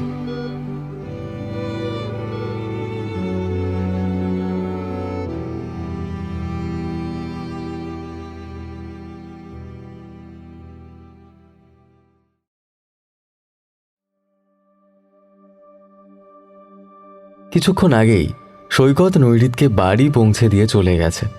রাত অনেকটাই। বিছানায় শুয়ে থাকা নৈরিতের ঘুমন্ত মুখের দিকে তাকিয়ে একটা দীর্ঘশ্বাস ফেলে বিন্দু ঘর থেকে বেরিয়ে গেল। সকাল কটাই বা হবে, 7টা বা 8টা। মোবাইলের রিংটোনের শব্দে আচমকা ঘুমটা ভেঙে গেল নৈরিতের। মনে পড়ে গেল গতকাল রাত্রে অতিরিক্ত মদ্যপান করেছিল। সৈকত গাড়ি করে পৌঁছে দিয়ে গিয়েছিল বেশ রাতে। মোবাইলের রিংটোন কিছুক্ষণ বাজতে বাজতে থেমে গেল। নৈরিত মোবাইলটা হাতে তুলে নিয়ে মোবাইলের স্ক্রিনে হাত ছোঁয়াতেই হোয়াটসঅ্যাপে আসা ছোট্ট একটা মেসেজে চোখ পড়ে গেল। রাত 3টের সময় করা সৈকতের নৈরিতকে মেসেজ। তোর কৃষ্ণকলি আর নেই। গতকাল রাতে তুই যখন হুইস্কির কেলাসে তুফান তুলে একের পর এক গেলাস ভর্তি করে মদ্যপানে ব্যস্ত, আর আমি তখন আমাদের অতীতের স্মৃতিচারণ করতে গিয়ে বলছিলাম তোর কৃষ্ণকলির কথা। ঠিক তখনই হয়তো তোর কৃষ্ণকলি একবারের জন্য হলেও তোকে খুঁজছিল নৈরিত। কারণ কারণ সে যে অন্যের কাছে নবনীতা হলেও তোর কাছে তো তোরই কৃষ্ণকলি। গত রাত পর্যন্ত তাই ছিল। তা আমি 30 বছর তোদের দুজনের মাঝে থেকে জেনেছিলাম তোরা দুজনে দুজনা নৈরিত, দুজনে দুজনা। তা আবার যে আর কে বেশি জানে বলতে পারিস? বারবার নৈরিত পড়ল মেসেজটা। গলার ভিতর দলা পাকানো কষ্টটা কেমন যেন কান্না রূপের চোখের কোণ দুটো বেয়ে নেমে আসতে থাকলো। ব্যাকুল কণ্ঠস্বরে চিৎকার করে নৈরিত ডেকে উঠল, বিন্দু, বিন্দু। নৈরিতের কণ্ঠস্বর বিন্দুর কানে পৌঁছাতে বেশি দেরি হলো না। এক প্রকার ছুটতে ছুটতে বিন্দু উপস্থিত হলো নৈরিতের ঘরে। ব্যাকুল দুটি চোখ মেলে অবোধ শিশুর মতো নৈরিত তার দিকে তাকিয়ে আছে। দু চোখের লবণাক্ত জল দুগাল বেয়ে নেমে আসছে ক্রমাগত। বিন্দু ছুটে গেল নৈরিতের কাছে। নৈরিতের সারল্য মাখা মুখটা নিজের বুকের মধ্যে নিয়ে চেপে ধরে বলে উঠল, এই তো তোমার বিন্দু গো ডাক্তারবাবু, দেখো এই তো। আর এই যে দেখো, এই বিন্দুর পেটে রয়েছে তোমার সন্তান। হ্যাঁ, তুমি আর একা নও ডাক্তারবাবু, নবনীতা দিদিমণি তোমাকে আমায় দিয়ে গেছেন। নবনীতার মৃত্যু খবর সৈকতের কাছ থেকেই পেয়ে গিয়েছিল সকাল থাকতেই। সে নৈরিতকে সে কথা জানালো না। সে জানে সে না জানালেও কেউ না কেউ ঠিক জানিয়ে দেবে নৈরিতকে। তার চাইতে মানুষটা সেই খবরটা জানুক যা ওকে আনন্দ দেবে।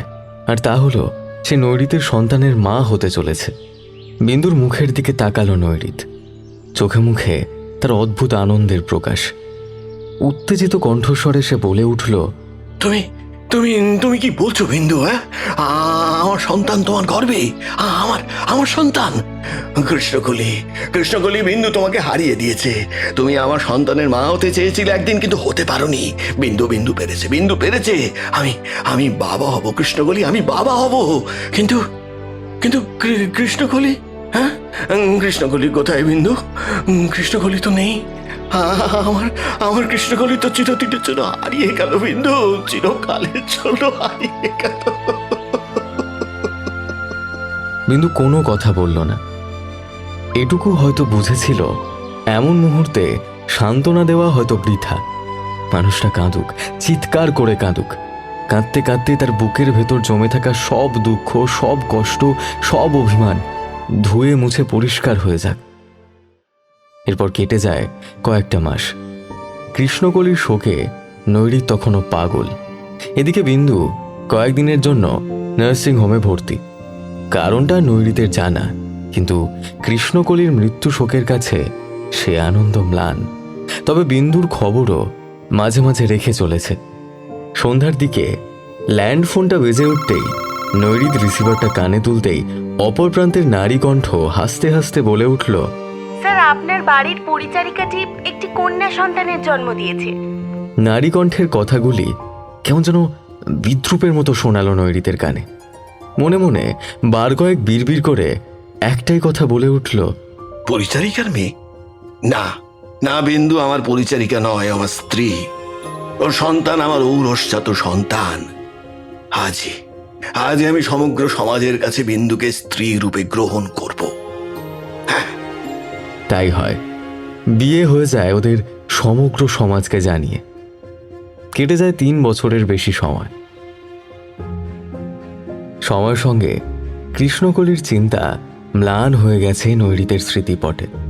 হয়তো তা নিজের শিশুকন্যার মুখের দিকে তাকিয়ে। সকাল আন্দাজ 8টা। নৈরিতের গোল পার্কের বাড়ি লাগোয়া বাগানটিতে বিন্দু তার শিশু কন্যাটিকে তৈরি করতে ব্যস্ত। নৈরিত আর বিন্দুর আজ বড় আনন্দের দিন। আজ তাদের মেয়ে প্রথম দিন স্কুলে যাবে। বিন্দু মেয়েকে তৈরি করে দিতে দিতে হঠাৎই প্রশ্নটা করে ওঠে, আচ্ছা সোনা মা, তোর নাম যখন আন্টিরা জিজ্ঞেস করবে তখন কি বলবি তুই? শ্যামলা ঢলঢলে মুখের শিশুকন্যা তৎক্ষণাৎ আধু আধু স্বরে উত্তর দেয়, আমার নাম কীর্তনকলি তত্ত্বপাধ্যায়। নৈরিত অদূরে বসে একটি ইংরেজি দৈনিক পত্রিকা নিয়ে নাড়াচাড়া করছিল। সে বিন্দুর থেকে নবনীতার তাকে বিয়ে না করার অসহায়তার কথা সব জেনেছে, কিন্তু অনেক দেরি হয়ে গেছে। আজ আর কোনো উপায় নেই। সে তার শিশুকন্যার প্রশ্নের উত্তরে ছোট্ট নিঃশ্বাস ফেলল মাত্র।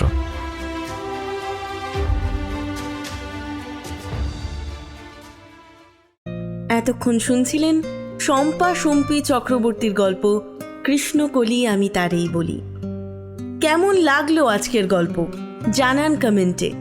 ভালো লাগলে ভিডিওটা লাইক এবং শেয়ার করুন, এবং যারা সাবস্ক্রাইব করছেন না, গল্প অনেকেই শুনছেন কিন্তু সাবস্ক্রাইব কিন্তু সবাই করছেন না, তারা সাবস্ক্রাইব করুন, চ্যানেলের পাশে থাকুন, কারণ আপনারা সাবস্ক্রাইব করলে আপনাদের কাছে গল্পের নোটিফিকেশন পৌঁছবে এবং আপনারা আমাদের গল্প শুনতে পারবেন।